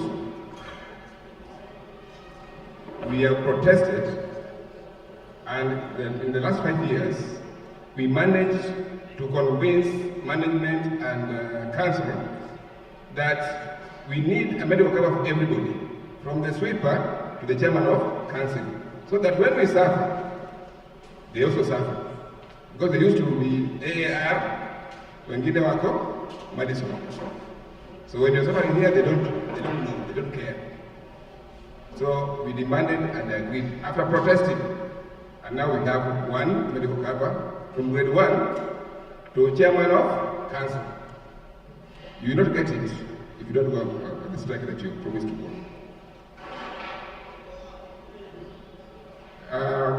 Sometimes we also need to work in partnership with management, but only if the management is listening. Because if the organization succeeds and there's some profits that accrue, that benefits members. And therefore you cannot want a downfall, or you cannot prefer that the organization you work for goes under. So we have, as union officials, to balance between partnership and sometimes confrontation. But if partnership fails, then you can only resort to confrontation. SRC is the stumbling block in most CBAs, I don't know. But I can tell you again that at Just we managed to go about it. After protesting, the university management will be in fear to allow you again to protest. So first we must start by protesting. And we managed this year to get a letter from SRC allowing us to increase 2,000 commuter. The rest they've refused. But the management must be willing to sit down jointly with the unions and draft a letter to SRC. But sometimes managements sit down with the unions, they draft letters to SRC, then they go behind the unions. They tell them, SRC, that forget about it, we cannot pay. So as we wait, the management has put a roadblock on their own proposal. We must be very careful when it comes to that. Management of TUK has been difficult, as you know. So you must also be difficult. When you call for a strike, and I've seen you are going for a strike next year, and you've resolved as much. If you allow the officials to come here and strike on their own, you will not achieve anything. Because I remember saying, and we have the paper we have used, we pay you every month. So you can also strike on our behalf. But then, at the end of this meeting, you sing solidarity. How do you sing solidarity? And you want the officials to strike on your behalf. 18 officials cannot strike on your behalf. You must rally behind your officials. The union must also be responsive to the needs and expectations of members, but only meet legitimate expectations, because sometimes our members have expectations that even them they cannot achieve or implement. So we agree, we need to meet your expectations, legitimate expectations, and needs. Sometimes they are unique. So when you think that there's something to be done, tell the union officials so that they take up the matter. There is a time last year when I wanted pay slips from members of staff, because these pay slips were needed by the National Office to prove in the court of law that if JUST is paying the annual salaries as per the same CBA, but some universities like TUK are not paying the recommended salary rates.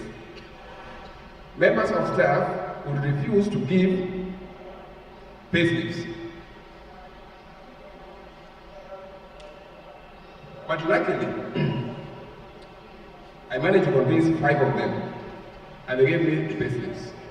When I looked at the pay slips, I found out that they have been paid less, that is job group 13, grade 13. They have been paid less 6,000 from 2020 July. Because they don't want to give these documents. How do we help as a union if we don't want to give these documents, that we are going to be victimized? So when we realized that, then we approached the management and they corrected that and they were given arrears. So sometimes it is good to give these documents. I hear people who are promoted. You just don't give your names so that the union officials will go to management with that. Then you don't want to give because you fear victimization. Sometimes I wonder why a PhD holder fear another PhD holder. Because the VC is also a PhD holder. Does education liberate?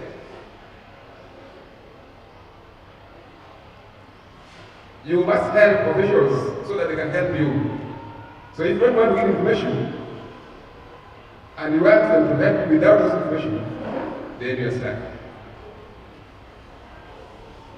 Lastly, I want to appreciate those who have attended this meeting. We have a problem in all universities. Those do not attend meetings. And those who do not attend are the first to question on mtandao, WhatsApp. You make the solution here. Then, on mtandao, kasema, siya tukubaliana na jioni, and they didn't come to you. So I appreciate those who have attended this meeting because you are helping the union to grow. But those who are not here, let them not go against the resolutions that we made today, because they'll be taking you behind every time. A union is as strong as its membership. If you say that Usebi and Fred are not effective, it implies that you as a member, you're not effective. So be effective to allow them to be effective.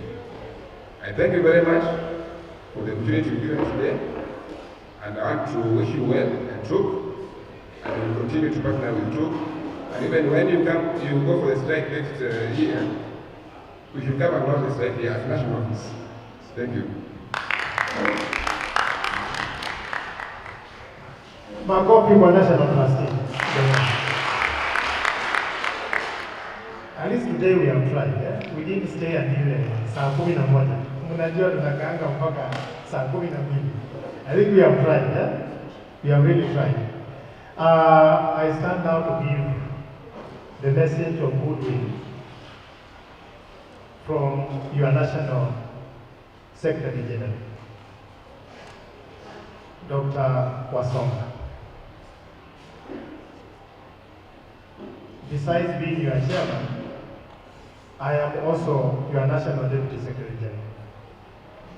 Today, because we have an international conference here in town, where he is a key participator, he was not able to come. I thought he would come along the way, but he has sent message that I greet you and assure you that soon and very soon he will be making a major statement about the 2017-2021 CBA and also about your 2021-2025 CBA. Mmepokea salamu zake?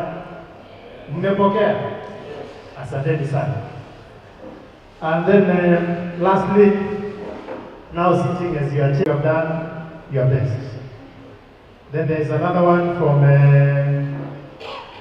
Warigia, that the budget is needed to run the chapter. And if there is no money being received from the university, I propose with amendments. And I thank you so much, all colleagues that are online. It has been a pleasure that you walked along with us. And we are coming to the end of our A.G.M today. With the last two items of the agenda remaining, number one is ALB. Do we have another business and ALB from a member? Yes, there are two ALBs. We will not discuss the ALBs. There will be statements that will appear in our minutes for records and then action before the next AGM. Karibu Daktari. Thank you, Chair. I think this is one of the most well-organized AGM, as much as I can remember at TUK. I'm glad that the first resolution that we made is to put out a notice to the national office that we are not happy here. That is a step forward. Number two, I would like to talk at personal level and general level. This is what we think of you in the office. You are a lame duck office. And it is unfortunate that we have to contain with you until 2026. So, as we put the notice for a strike, also get the notice that we are not happy so far how you have run the office. Most specifically, we don't feel you. Your means of communication to members is just minus. We feel that you are a team that is easily intimidated. That is why you feared those court injunctions. And that is why the chair was saying, oh, the resolutions we made. I wanted to just ask you, are you a coward? Because that is what the union is. So that is what we feel of you. And third, there is a feeling that the office is not working as one. If I include the trustees and the delegates, you are almost 20. And you are all responsible to running the affairs of the UASU. Thank you. Thank you. Yes, my brother. Thank you, Chair. I would only want to request chapter officials to embrace brotherhood and sisterhood. I look at page 4 of this report and you have titles there, brother, Leonard, Zero, sister. And here we have officials who feel aggrieved that they are not receiving honoraria as they should. And it's even indicated there that it was 5 billion. And they are saying they never received, or if they received, it is not commensurate with the percentage of the money that is there. So if you are united, then you will also see our support. Because these officials also talk to us. And so we know what is going on. Thank you. Thank you. Bill.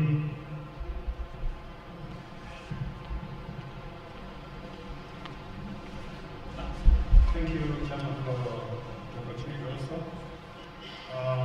Just to follow up with what our brother from Peru said, I think he enumerated success stories about the unions and the activities in the university.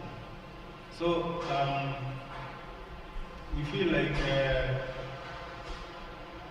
I don't know whether your message was meant to, you were passing a strong message to our officials so that they pull up their socks and follow your steps, or you are telling us members. Because to me the message was meant to make us feel like we don't have officials. And you are making reference that you are friends, and you made reference to your friend. So I don't know whether is it a contradiction, or maybe there is something when you come here, tell us success stories. Like what did you probably find out from our colleagues here what their status is before? Probably you have just come to Wachomea, who like before maybe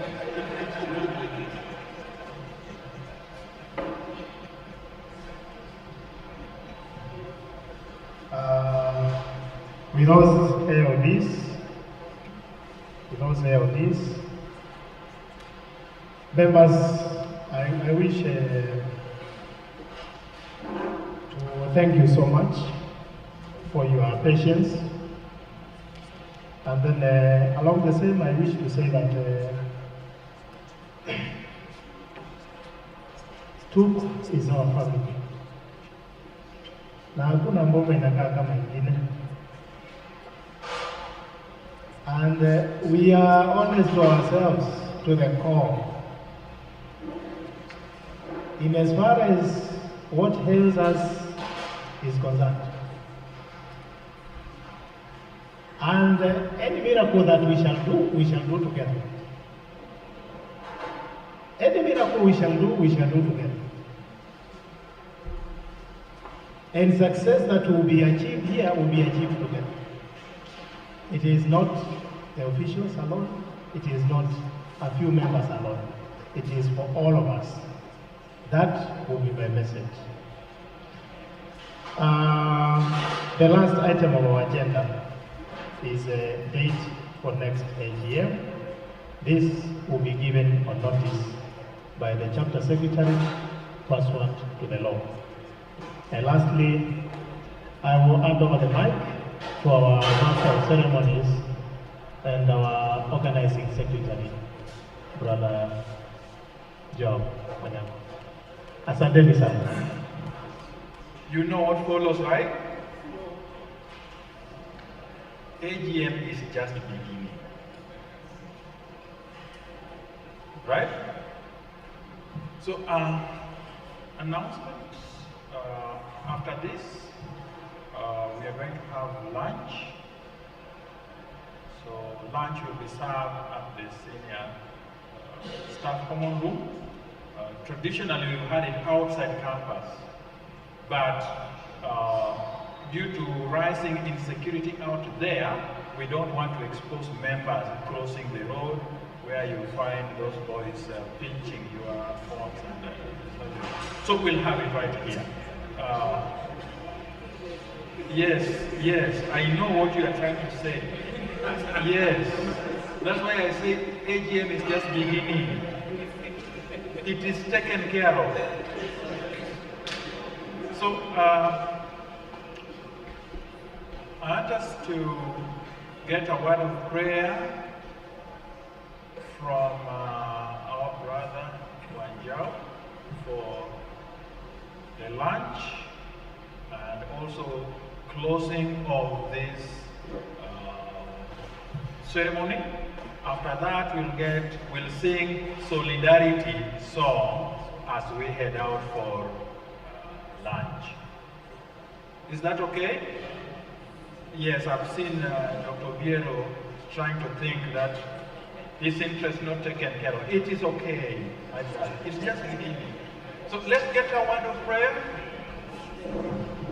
Let's pray. Lord, once again we come before you, thank you for the day. You have brought us to the conclusion of this A.G.M. peacefully and amicably. Lord, we ask you to help us in implementing the resolutions that we have made. Also, we thank you for the food that we are going to eat, and let it lead to the good health of our body, do the right work for you. We thank you for everything. In Jesus' name we pray. So while standing, we'll hold our hands, and Brother Mokua will lead us in solidarity. Hello. After quarreling, we become one. Solidarity forever. Solidarity forever.